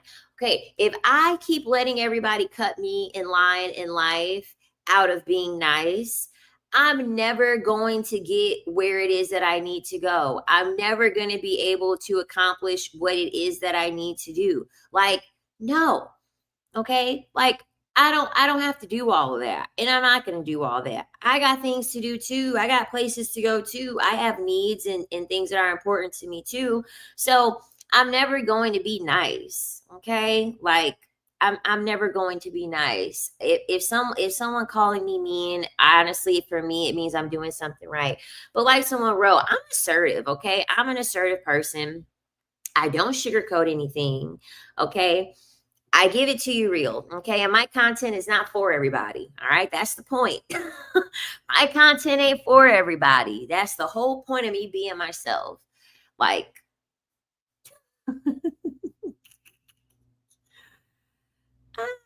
that's funny.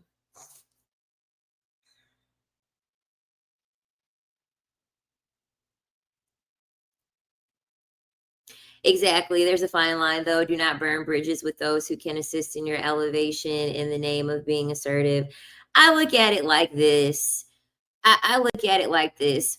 You can't burn a bridge. You can't burn bridges with people that genuinely like you and that genuinely admire who you are as a person. Because my assertiveness has gotten me so many things given to me. Like, for instance, my manager at one of my jobs, she is she is very assertive too, very assertive, and like she has her master, she's a very well accomplished woman, and she would say all the time, she's like, I respect the fact that like you're a leader, I respect your assertiveness, because my thing is this: game recognize game. Okay, game recognize game every single time.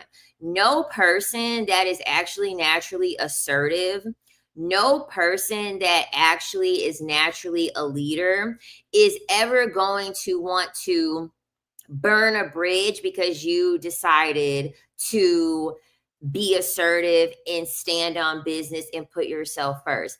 And lo and behold, like that, she let me come back. She let me come back. And then when I quit after 2 months after letting me, she come back. She's like, girl, I get it. Then she still offered me a job again. She's like, if you ever want to come back, I need somebody. She was more than happy to have me offer to come back. But game recognized game. Like, she was assertive. She stood on business. She put herself first. At the end of the day, as long as you're respectful, as long as you are respectful, that's the number one thing. And yes, I know Pub had took that video that I talked about with me working at the club, talking about how men marry the women that they hate. I didn't watch it, but I had saw that he had me in the thumbnail. Exactly. I mean, Shira's mean, Princella's mean, you know, like, but at the end of the day, we're giving you the real spill. We're giving you the facts, okay? We're not, listen, we've had enough of women like sugarcoating everything and women being nice, okay? And as we have seen, that hasn't gotten women anywhere. Okay, that has not had women grow at all. Okay, it's time for us to put our big girl panties on, okay, and start getting to the heart of the matter and start really nipping things in the bud and just telling it like it is. Okay, like, sometimes like that's the thing too with women. Like, there are a lot of women who they really do want to be talked to like children. Like, in their brain they're still a child. Okay, they're still like very emotionally and mentally regressive, and they cannot handle how adults are supposed to communicate, because as an adult you're supposed to communicate clearly, to understand, to be able to make a point, and to be able to have the point being made based in some type of fact. And it's like, pretty much me, Priscilla, and Shara all talk about it in that way. Like, everything is pretty much rooted in fact in some sort of way. It ain't no other way for you to bring a point across in that way and it sound nice at the same time. There is no way.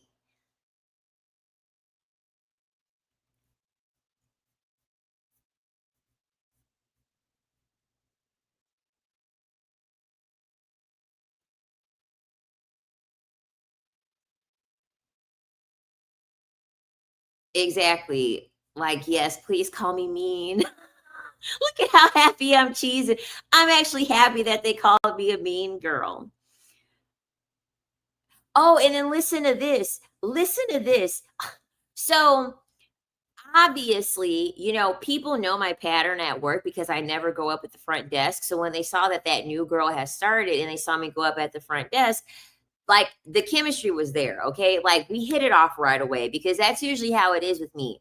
If my energy matches with somebody, I'm going to click with that person instantaneously because I don't open up myself off. I don't open myself up to a lot of people. So if I actually open up myself up to you for a conversation and I go out of my way to talk to you, there's some type of energy that obviously I match with in some type of way.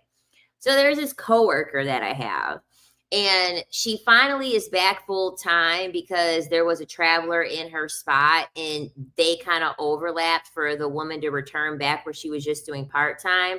So, um, like honestly, I don't trust this woman. Okay, I'll be completely honest with you. I don't trust this woman. She fits the demographic of someone that I would work with who I would deem to be very untrustworthy. Not going to get too deep into that, but this is not somebody that I trust. And so today it was the end of the shift. I go to the gym right after work. And so I always change into my workout clothes before I leave work. And so she had said, she said, do you know so and so? And number one, she said so and so's name wrong. The girl crush, I'm not going to say her name, but she was like, do you know so and so? And I'm like, I was like, you mean so on and so on? And so she's like, yeah, so on and so on. She was like, do you know her? And I was like, no, not really. And then she was like, oh, like, she was like, wow. She was like, you guys clicked instantly. Like you guys, I thought you guys knew each other because, you guys just clicked. And I said, mm-hmm. And then I walked away. Like, bitch, I don't talk to you. Okay, I don't talk to you at all right?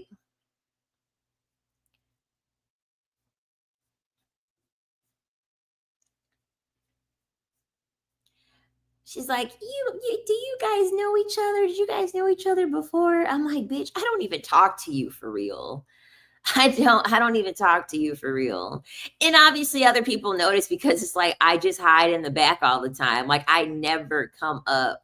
I never ever come up. And I'm sorry, it's always her, it's always her I'm trying to think of the word.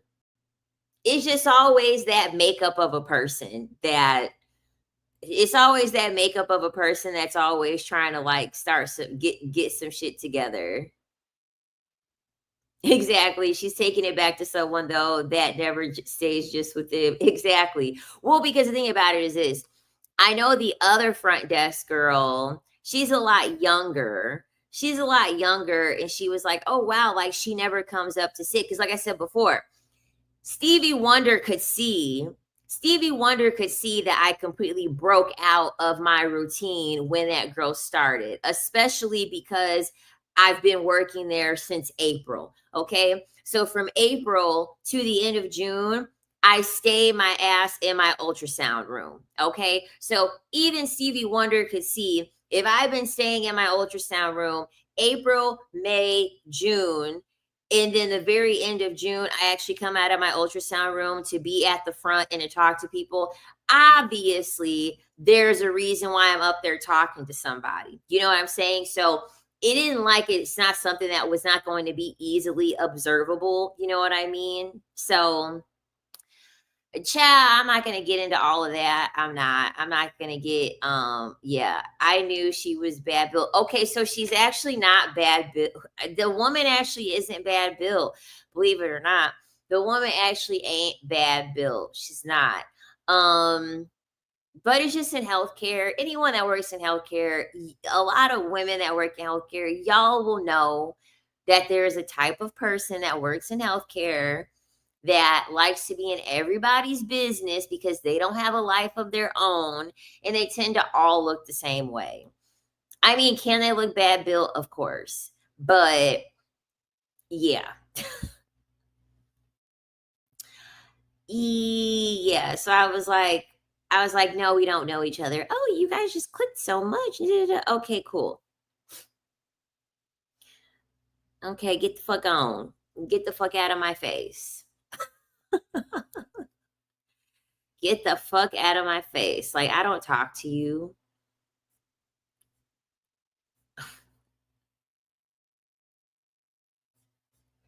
You mean flawed villain. You said flawed beauty. I think you meant flawed villain. Were you the most picked girl for dates in high school? Um, I don't know, because the thing about it is that when it came to dates, I didn't like anybody at my high school. So like I got asked by a few people, but um I went to another school's dances in addition to like my prom and stuff.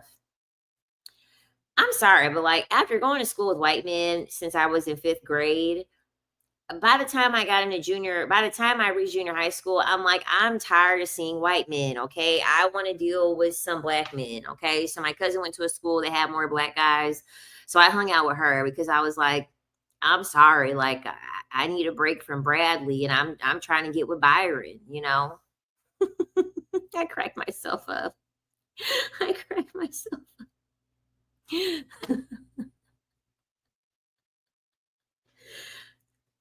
I said, I need a break from Bradley. I need a Byron real quick.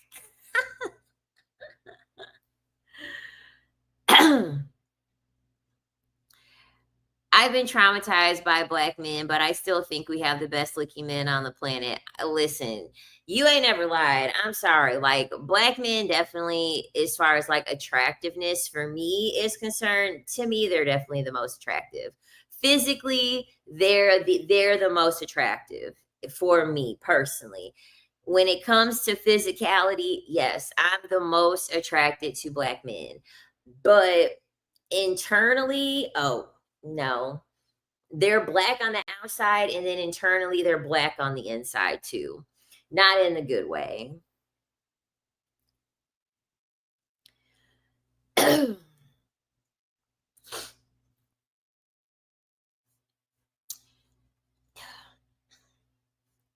And another thing that lady did, speaking of hair, Belle, because you said your business, your hair, or whatever. Yeah. Oh, well, maybe you remember, or maybe I don't know if I brought it up on this channel, but you should have heard that lady the first day I wore my hair natural. I I didn't even recognize you. And she just kept going on and on and on about how she didn't recognize me. So I was like, bitch, like, what the fuck? And then today, when she saw me in my workout clothes, I didn't even recognize you. And it's like, bruh, like, I get it. Like, oh my gosh, shut the fuck up. Like, she was so, like, ah.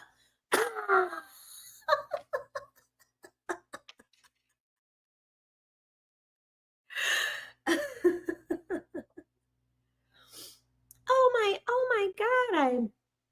Didn't even oh my God, I didn't even recognize you. I'm like, girl, please leave me alone.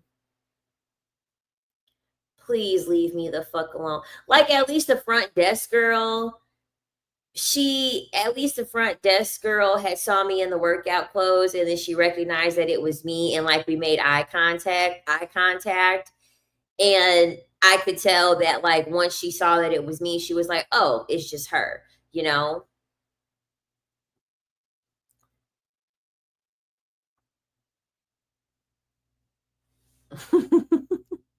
Because I don't even say good morning to her. Like she'll say good morning to me, and I'll just be like, "Hey." And sometimes I won't even say good morning back. Like I don't like that woman at all. I keep my door closed because we're right across from each other. I keep my door closed. I only open it when she has like a patient to give me. Like I keep exactly. I close my door, and I just stay in my room and mind my business. I freaking mind my business because at the end of the day, bitch, ain't nothing going on at work. Ain't nothing going on at work. I'm allowed to talk to people up at the front desk just like everybody else. Because guess what? I'm not the only person that be kicking it up at the front because the CT girl be kicking it up at the front too. She actually be kicking it up at the front more than anybody. And so she'll only kick it up at the front when the main girl is there. So when the main girl wasn't there, she wasn't kicking it up at the front desk. So I'm like, damn. I'm like, can I? And then the other front desk girl. One time I went for a walk during my lunch. She was like, me and so seen you walking.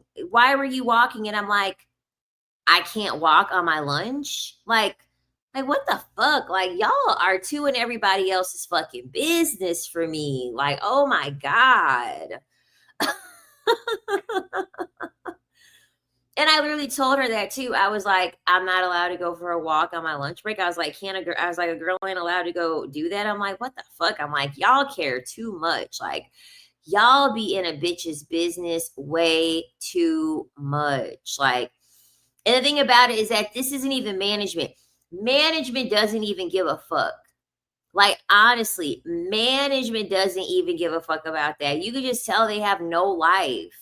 They have no freaking life. That she just laughed when I said that. She did. She just laughed because it's like, why are you bringing this up? Why? Yes, in the healthcare field, like, oh my God, they want to live vicariously through somebody so bad. They so badly want to have a life to live through somebody else over the dumbest shit, over the smallest shit. Like, it's crazy. It's absolutely crazy. I'm like, oh my God, y'all are insane. Absolutely insane. She's so nosy. They definitely talk about you, but I love that you don't care to investigate the depth this information tunnel goes. The thing about it is that I don't talk to any of them up there. So really, this is the most that they're going to be able to talk about me. Did you see her hair? Oh, her makeup. Um, do her and that girl know each other? That's all that they're ever going to be able to talk about. You know what I'm saying? Just dumb shit.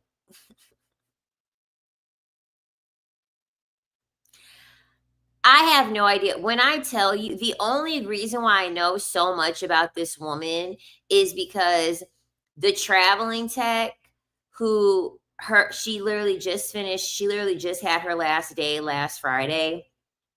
That tech was telling the traveling tech about telling her everything. So then the traveling tech was giving me the tea on that lady. So I know a lot about that lady that she doesn't even realize, but I was only talking to her about that with I was only talking to the traveling tech about that.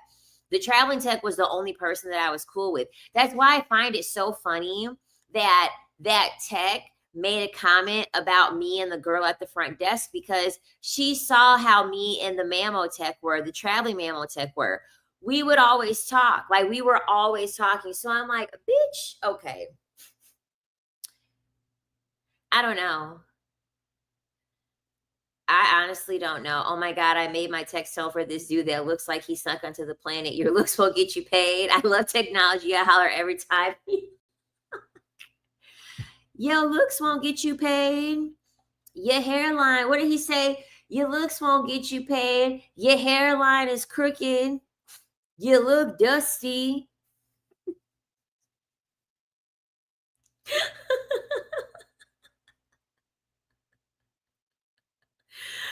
Exactly. I'm like, get the fuck up out my face talking about something. Did you guys know each other? Did you guys know each other? Bitch, no. Get the fuck out of my fucking face. I need to go work out. Leave me alone. Okay?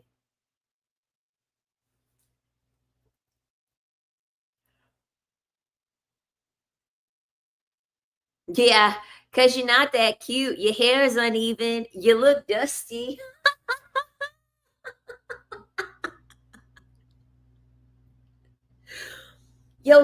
He said, yo, looks ain't gonna get you paid. And then somebody in the back said, yes. I would play the clip. I will play the clip, but I know that they're gonna remove the clip. It's from Scared Straight. I know they're gonna remove the clip, so there's no point in me showing it. If I doctored it up in some way, then I would show it, but I know they're gonna take it down.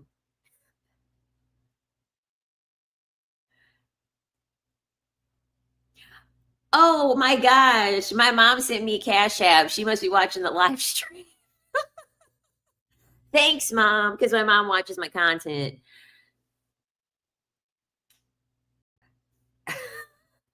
Because me and my mom would say that all the time too. Me and my mom would say that all the time too. Your looks won't get you paid. Your looks ain't gonna get you paid. Yes. I am so sorry. I shouldn't be laughing that hard. I shouldn't be laughing that hard.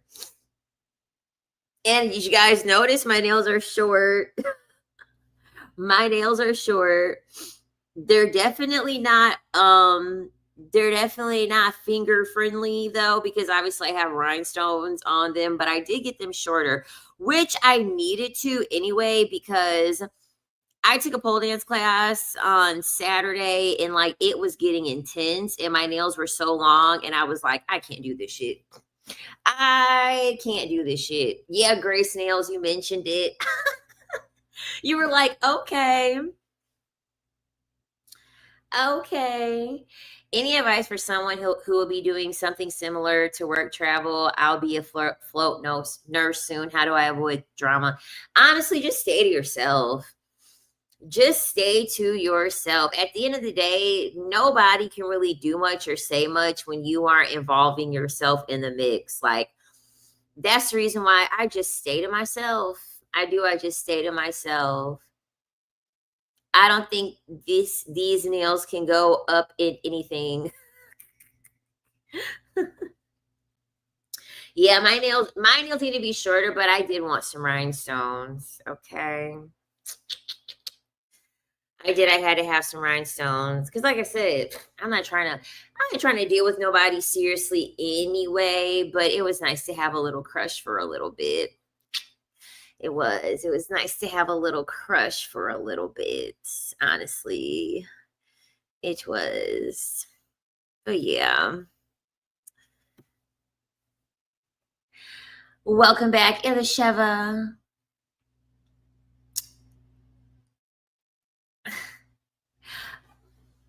Healthcare is like prison.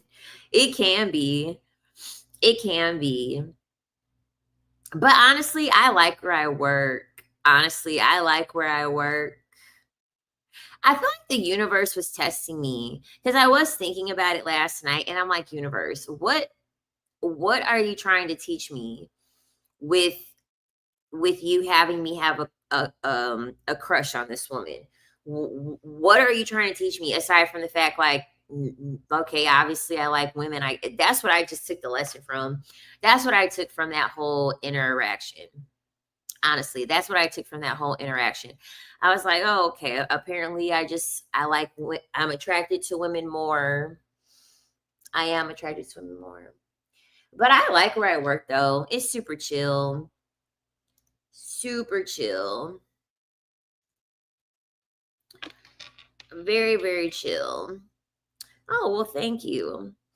But yeah, the short nails are definitely going to be staying because so on Instagram, someone asked about my pole dancing journey. If I do make an Instagram, it's going to only be for pole dancing, honestly, because I feel like Instagram is like the most appropriate place to put a pole dancing journey on because Instagram is so like, come on, we all know on Instagram, you barely need a nipple cover on Instagram. And I'm feeling more confident like with my body and like I'm feeling more confident, with like the movements and stuff like that. So I have been thinking about doing an Instagram just for my like pole dancing or whatever. Um yes.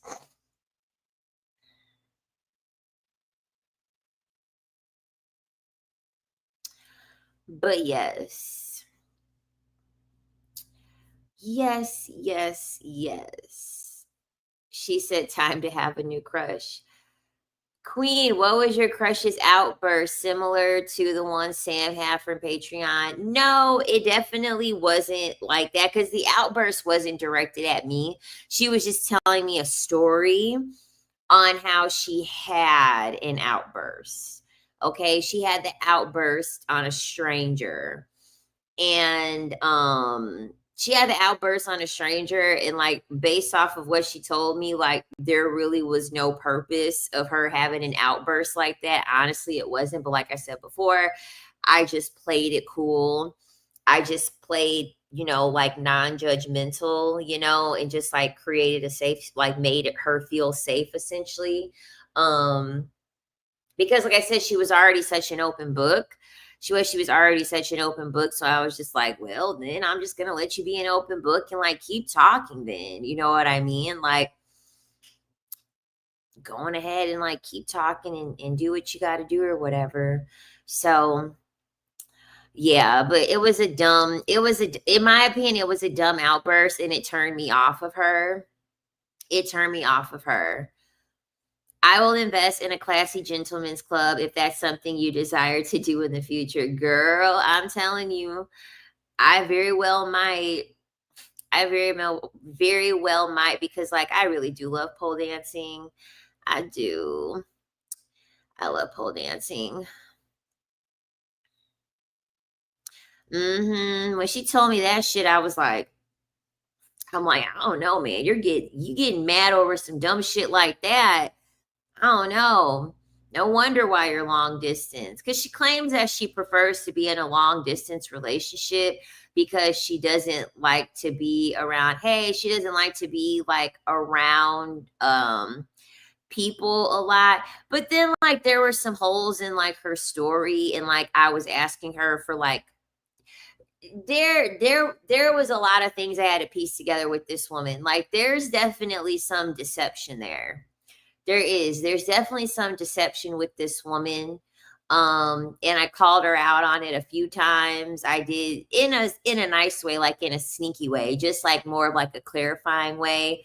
But there's a little bit of deception on this girl's end. So that's why I was like, girl, and she was so forthcoming. I'm like, damn, like you're oversharing to the point where you're just giving me all this information, and now I know all this shit about you, and you're telling me so much that you don't really understand or even realize that the shit you told me the day before doesn't really match up with the shit you told me today.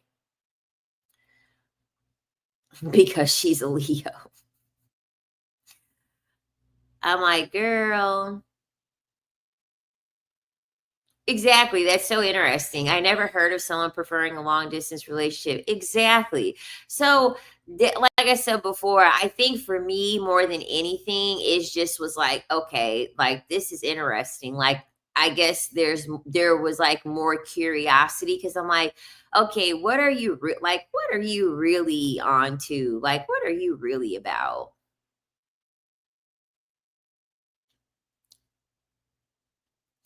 Exactly. Exactly. I'm like, what the fuck? I'm like, because don't get me wrong, like I'm cool with a together living apart situation. I'm cool with a together living apart, but together living apart, like maybe like next door or across the street, not in a fucking different state. Okay? Not in a fucking different state. And then in my head I'm thinking like, okay, you can't give me your number, but you can make plans to hang out with me. Like what? So you don't want a paper trail. You don't want a paper trail through text messages of you talking to me, but then you're willing to try to go out with me? Like what the fudge? What are some ways to nicely call someone out on their deception? Like what are some questions we could ask? Um So, for instance, she told me that she was the only child, right? So she told me that the reason why, like, she kind of had said that, like, a reason why she likes being in a long distance relationship was because she grew up the only child. But then when she was like showing like her family or whatever, she was like, or no, she mentioned something with her siblings. So she said first off that she was the only child, and then she said that she has siblings. Well, I was raised an only child, but I have siblings. And like to further solidify the fact that I was raised alone, I usually say half siblings, not because I really do feel as though they're half siblings, but it just sounds crazy if you say that you're the only child and then say that you have siblings, right? So I like to say I was raised as an only child, right? So when she said that she was an only child and then she said that she had siblings, I said, oh, so what you can do if you want to get clarification, just guess. Just guess the thing that they really mean. So don't say anything like, oh, but didn't you say that you were an only child? You don't want to say that because then that kind of sounds as if you're trying to get them caught up. So essentially what I said was, I just made a guess and I just said, oh, are they like your half siblings? Because I know you had said earlier that you were the only child. So you see how like more disarming that is and how it's not coming off like I'm trying to like call her out or like be argumentative in a way, and then let her and then from there you let them explain further what it is, the point that they're trying to get across essentially.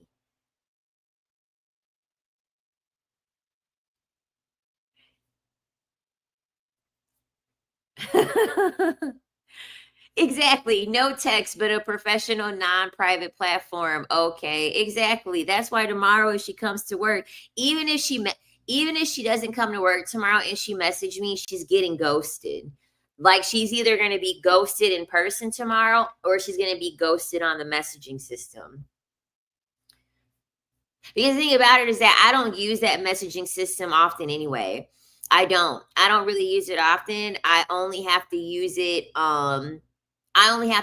within like our actual like within like our actual like team and like our location essentially. So I don't even use that thing often anyway. Damn, that sucks. She sounds like she likes a single life, isn't being truthful about it, especially if she has a partner. Cheater. This is what I think. Her girlfriend is a straight baddie. Okay. Like there's no, this is like, cause I agree with what Belle said. Like, this is, cause you got to remember, like, this is kind of like me being back on the scene of kind of like dealing with women. Okay. So, like, I'm kind of just dipping my toe in the pool of women after it being so long, and I can kind of see the parallel between like her being more like of a stud. Like, for instance, her fucking birthday party for last year was a Jordan party. She literally had a theme. Her theme for her birthday party was fucking Jordan.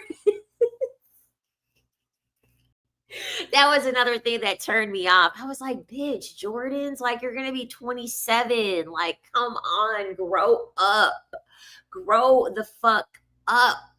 So, um, one of the things that I kind of felt like was like parallel to her being a stud and it also kind of being patriarchal is that I feel as though she just kind of has her girlfriend as like a trophy. Like she has a trophy girlfriend just to show people and just to say, like, that's mine, that's my girlfriend. She's so hot, because she was like showing me like pictures of her, because like right away, like when she said she had a girlfriend, she whipped her phone out and then showed me how her girlfriend looks. So I already knew from that alone that like she has her ego tied like a man. She has her ego tied to like the type of women that she can pull. You get what I'm saying? So yeah. So over these things, like over like rolling days and like me just shutting up and just letting her expose more about herself, it's like, you're cute. You're cute, but like, no. So that's why it was so easy for me to fall back yesterday, because it's like, it for me to kind of fall back overall, because it's like, I'm not attracted to you really anymore. Thank you. Exactly. An older woman will invite you to dinner at a steakhouse and send you a black car or pick you up and be on time. And like the thing about it is that my best friend, my best friend would spoil the crap out of me. My best friend would spoil the freaking crap out of me. And I'm like, bitch, you're cute, but you're a dusty. I mean, just because you got a pussy don't mean you're not a dusty.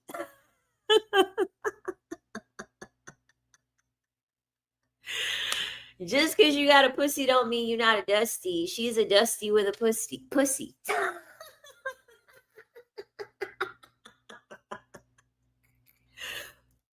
Point blank period. Okay, I'm sorry. She's corny as hell. I can see why you say she's not accomplished enough, though. She's not. Yeah, she's just not accomplished enough. like I said, that's just somebody that I would that would just be for recreational use only, okay? Queen, we both just had our girl crushes that fell off almost immediately, but awakened our personal preference. Here's to 4B creating baby lesbians. Cheers. Her girlfriend probably has Let's View on her phone, so she sees all her activity. That's a crazy situation. Anyhow you take it, yes.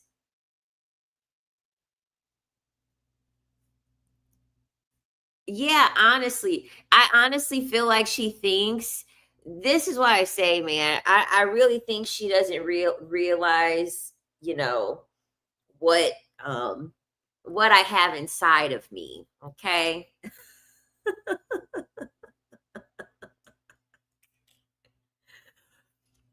Physically, I feel like this, physically she's pretty. Okay, she's a pretty woman. She's Dominican, she a little bit darker than me, she has these beautiful hazel eyes, she's very small, she's very petite. She has these super long dreads, like they're literally touching her ass, that's how long they are. Really long fucking dreads. She has a full sleeve on the same exact arm as me. We both have an animal on our shoulder, and we both have like a dove on like our forearm or whatever.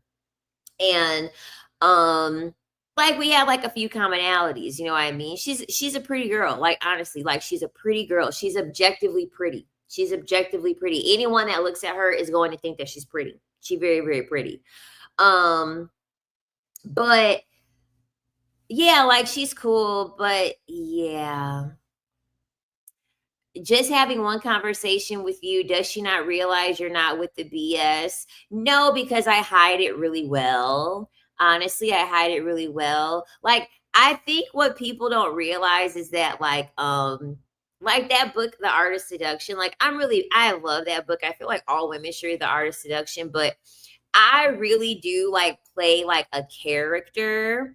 Okay, I really do like play a character when I'm with someone that I'm interested in, especially at the very beginning, because usually me playing a character, it really does derive from working in the club. That's where I get it from. Because like even Marilyn Monroe did this. Like Marilyn Monroe, I guess there was a time where Marilyn Monroe was on the train station with like a journalist or a reporter, and she got on the train station and like no one actually knew it was Marilyn Monroe. She had on like regular clothes, and no one knew that it was Marilyn Monroe. And so I guess the journalist had asked her like, who is Marilyn Monroe? And so essentially what she did was like, she like I said, they're on the train station. She's wearing regular ass clothes, and like essentially, she just completely transformed into just like having the mannerisms as Marilyn Monroe, like doing the things that Marilyn Monroe would be known to do, like her voice and her mannerisms and her motions and stuff like that. And then after she did that, people, because no one noticed her, no one recognized her, as soon as she started acting like Marilyn Monroe and she got into the role of Marilyn Monroe, people started noticing her. So I'm a different person. I'm a different person when I'm with somebody that like I have a crush on, right? Like when I have because the thing about it is that she's a stud, right? She's a stud. So and I saw how her girlfriend looks, right? Her girlfriend is a straight femme. Okay, her girlfriend is a straight femme. And then you also have to think too, she gave me all this information about her, right? She gave me all of this information about her. So it's like I don't have to do anything. I don't have to talk. I don't have to really try at this point because she's been so revealing and so forthcoming about the information that she's giving me.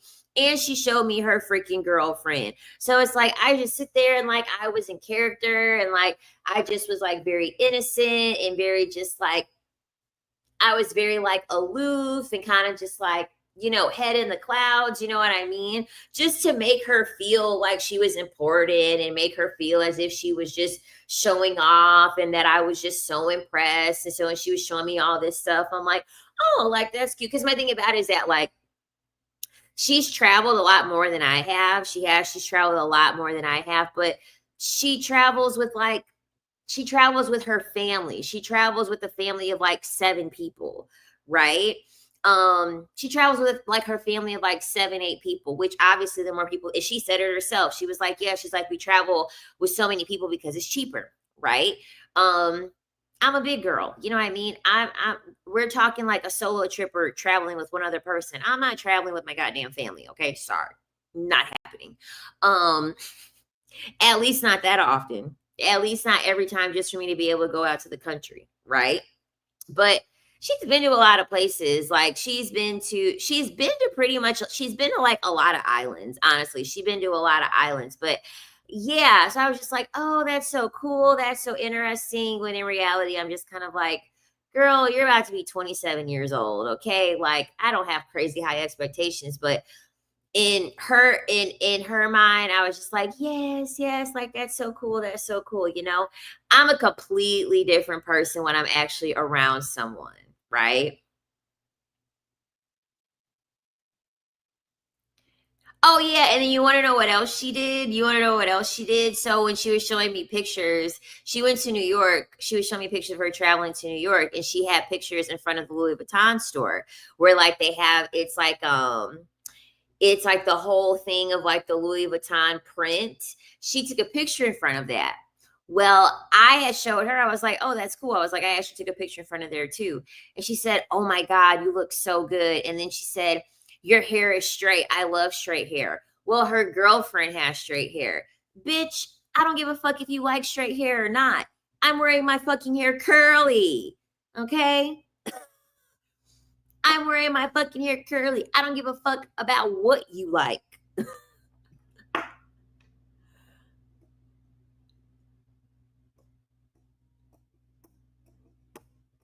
So yeah, she definitely was. She, like I said before, that's why I said, you know what? Let me dip my toe in water and see.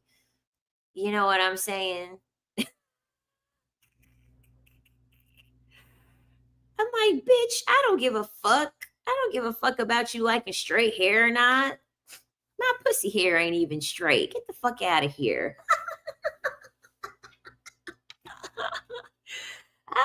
Ah. Dude, when she showed me that she had a Jordan birthday theme party, I was like, grow up.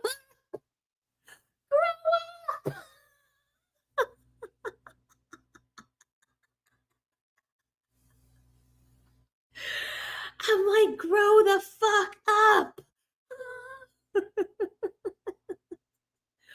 Like, she's literally 26. She's going to be 27. And then she had like a picture. She had like a picture of, she had like a picture of like her phone. Like her phone background is like a picture of her like sitting on a bleacher, and it's like a ton of Jordans that are like together. I'm like, oh my fucking God. Yeah, she likes straight hair, but she has locks. Like her shit is locked. Okay. Like her shit is locked.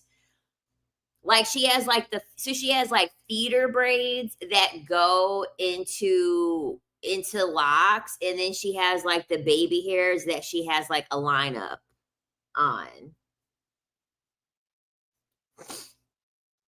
The niggateria of it.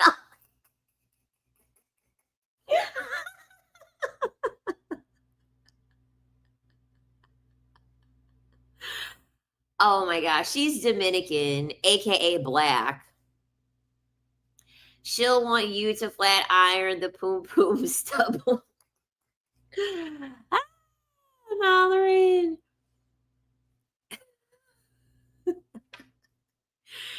Exactly. I'm like, Jordans. I'm like a Jordan themed birthday party. And then this is what makes it even worse. She's the one that like did everything for the party. So like it wasn't like somebody threw a party for her and knew that she liked Jordans. No, she actually did everything for the party and it was Jordan themed.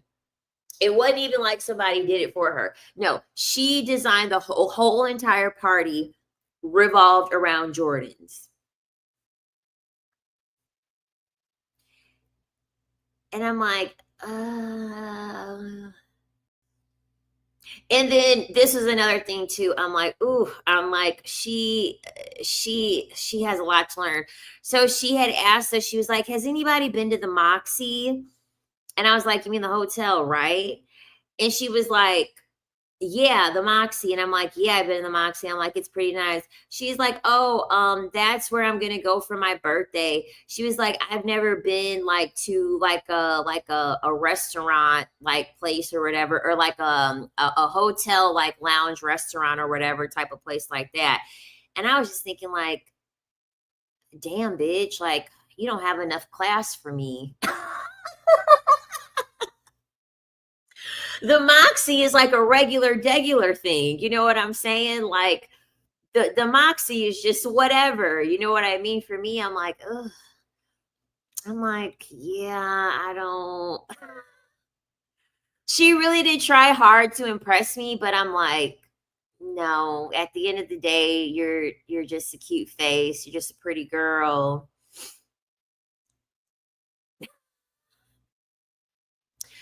Ciao. I'm laughing at her, but she really tried to impress you. But I've experienced it too. Once someone doesn't align with your life, so they'll drag you down. Exactly. I was like, what? I want to know if she blasted 23 by Miley Cyrus.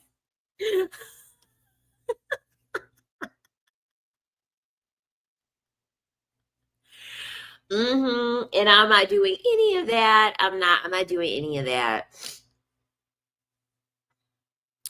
I'm not worshiping you, child. I'm not worshiping you.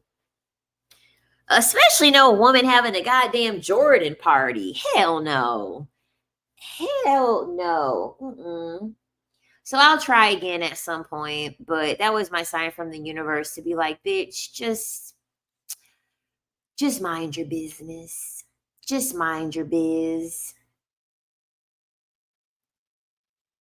And the thing about it is that like I don't even work with her. Like I don't even work with her internally. So honestly, I'm probably gonna just block her.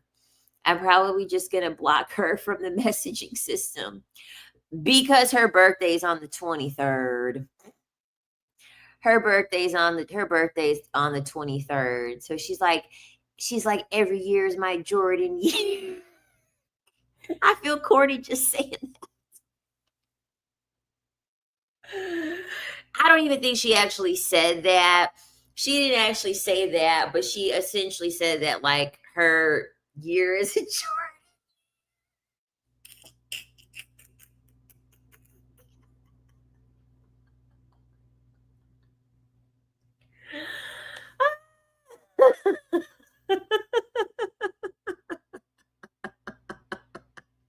I was like, okay.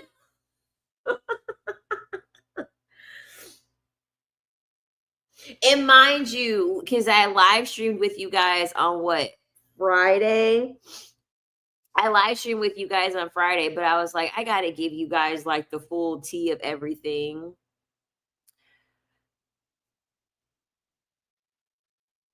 Retro or the Mexican one.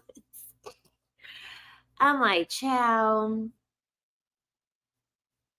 She's getting Caspered. Yeah, I'm telling you, she getting ghosted. She's getting ghosted. Cause chow. Like what like because I'm thinking about what I was on at 26 years old. Okay. Like, I'm sorry. Like, don't get me wrong. I own some Jordans, okay? But like once I turned like 20 years old, I let go of childish things. Okay. And Jordans was one of those childish things. Okay. I'm sorry. Like, grow the fuck up. I'm in the club, high off perp, with some shades on, tatted up mini skirt with my J's on. Work's not gonna be awkward because she already got ghosted the last time that we worked with each other. She did. She already got ghosted yesterday. So if she comes to work tomorrow, she gonna get ghosted again. She gonna get ghosted again essentially. So for me, it's not gonna be awkward. But I think like I said before, how she acted yesterday, like I could tell she like was kind of thrown off. I could tell she was thrown off. She sounds like every Bronx lesbian.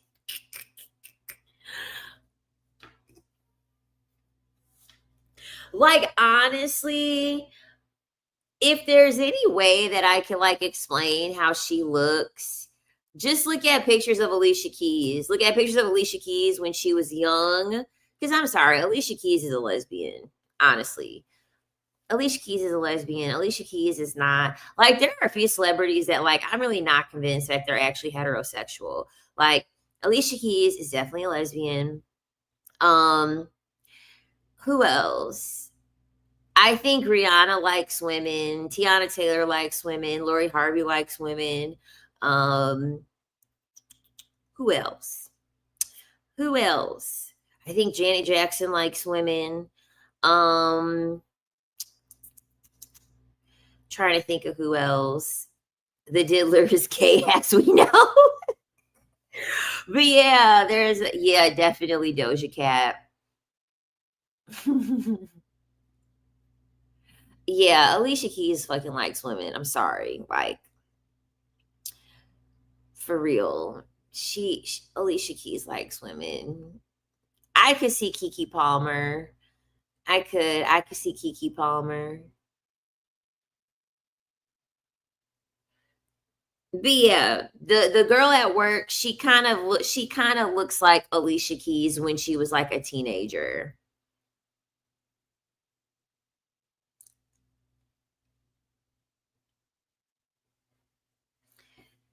Yep, in some restaurants they deliberately say no Jordans. People say they hate black people. No, they don't want that type.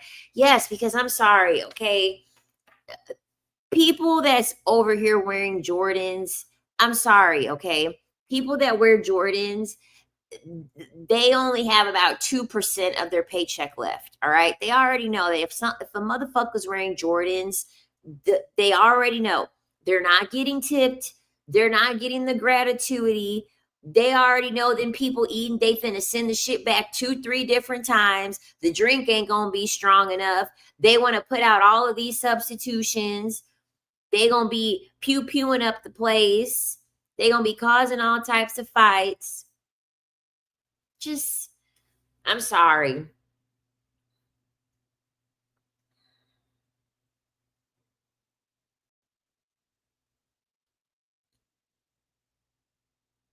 I agree. When she told me, because like because when she was at work, like she would wear Nikes, like she would wear like sporty kind of like Nikes, which like to me, like that's swaggy, like some sporty like Nikes or New Balances or whatever. To me, that's cool, right? That's like swaggy or whatever. But I was like, Jordan party. And then I seen her like screensaver and I'm like, oh my God, a line of Jordans. I was like, oh no. Oh no. I was like, this won't work. Mm-mm. She definitely doesn't have no damn heeled Nikes or Jordans.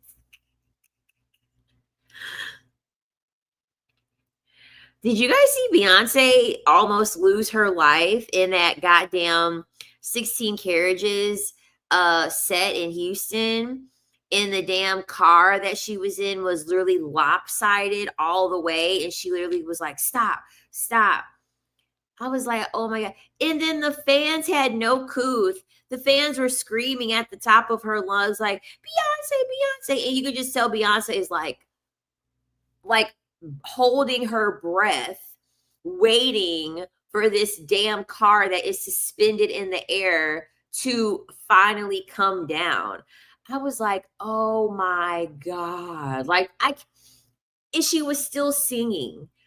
She was still singing. I was like, oh my God. I was like, Beyonce is a fucking robot at this point because she just tried to make it seem as if like the show must go on. Like the show must go on. I kid you not, that car was literally like this. Okay. Like this car was like this. Beyonce definitely is not a lesbian. Okay. Beyonce likes dingling. Beyonce likes dingling. She doesn't like women. I could tell. She's not a lesbian. Yeah, they need to take that act out. The best thing that they could do is take that act out of the show completely. Okay. We don't need you suspended out of a car that has literally no freaking thing surrounding it even. Like that's the thing. It's just an open fucking car. Like there is literally nothing. There's no thing around surrounding. I'm like, oh hell no.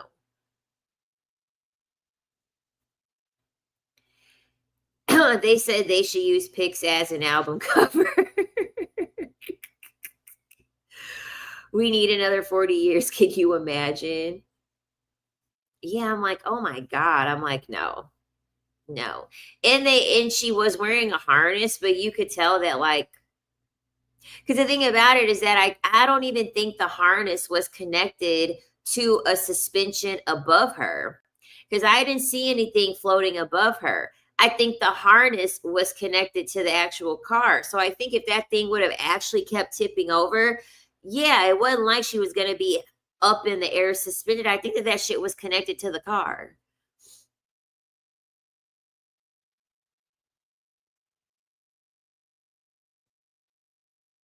The car would fly up in the sky so fast it scared me in real life, chow. Yeah, I was like, that shit's, I was like, that harness is not. And then the fact that they kept suspending it down, I'm like, are they just not paying attention? I'm like, are they not paying attention to what's happening on the stage? I'm like, clearly they're not. Yeah, yeah, Beyonce likes men. I don't even get an inkling. I don't even get an inkling of that from her. Um I think Victoria Monet might be into girls too. I think Ariana Grande is into girls too. um Let me see.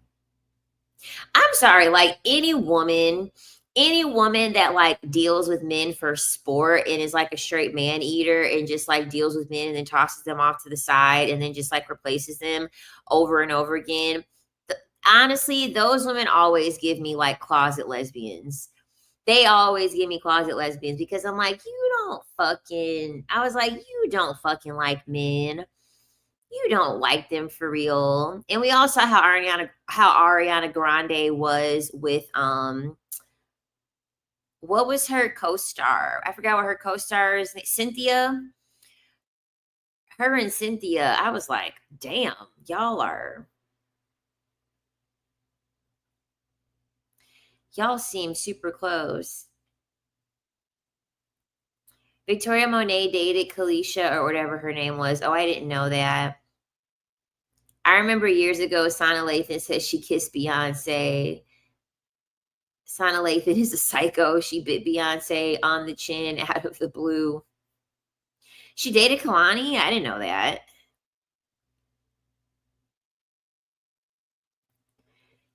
I didn't know that. I'm trying to think of anybody else. I'm pretty for sure Rihanna and Katy Perry dated at one point.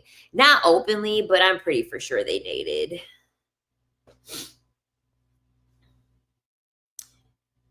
Pretty for sure they dated at one point.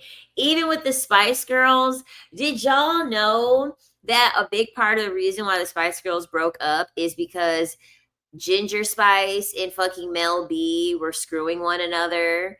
And Mel B didn't want to be in a relationship with Ginger Spice anymore. And so Ginger ended up leaving the group. And that's why the Spice Girls broke up. Yeah. They were literally lesbians with each other. And yeah, them having to break up dismantled the band.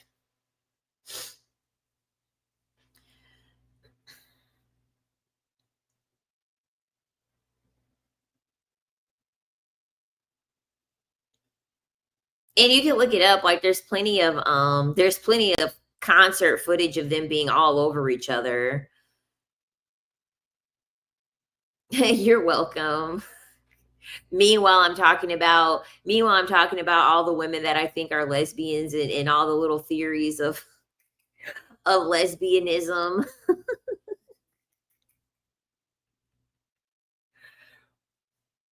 Yeah, Katy Perry likes women. Okay. When they were going off on that little spaceship, she looked so happy. I'm like, y'all ain't going on a real fucking spaceship. Okay. You're just excited to be around a bunch of women.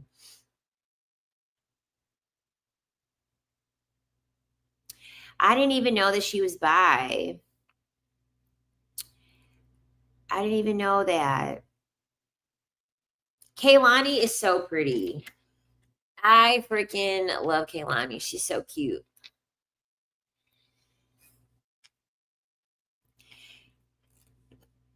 I believe SZA likes women too. I could see that. I just didn't get why it was so much uproar with Lori Harvey. Men do it all the time. Exactly. Spice up your life indeed, child. If you look it up on YouTube, they have so much many videos of them on concert being all over each other. I'm like, damn, okay. Oh yeah, I could see that. I could see Callie being one too. That's another good one. I could see that. That's a good one.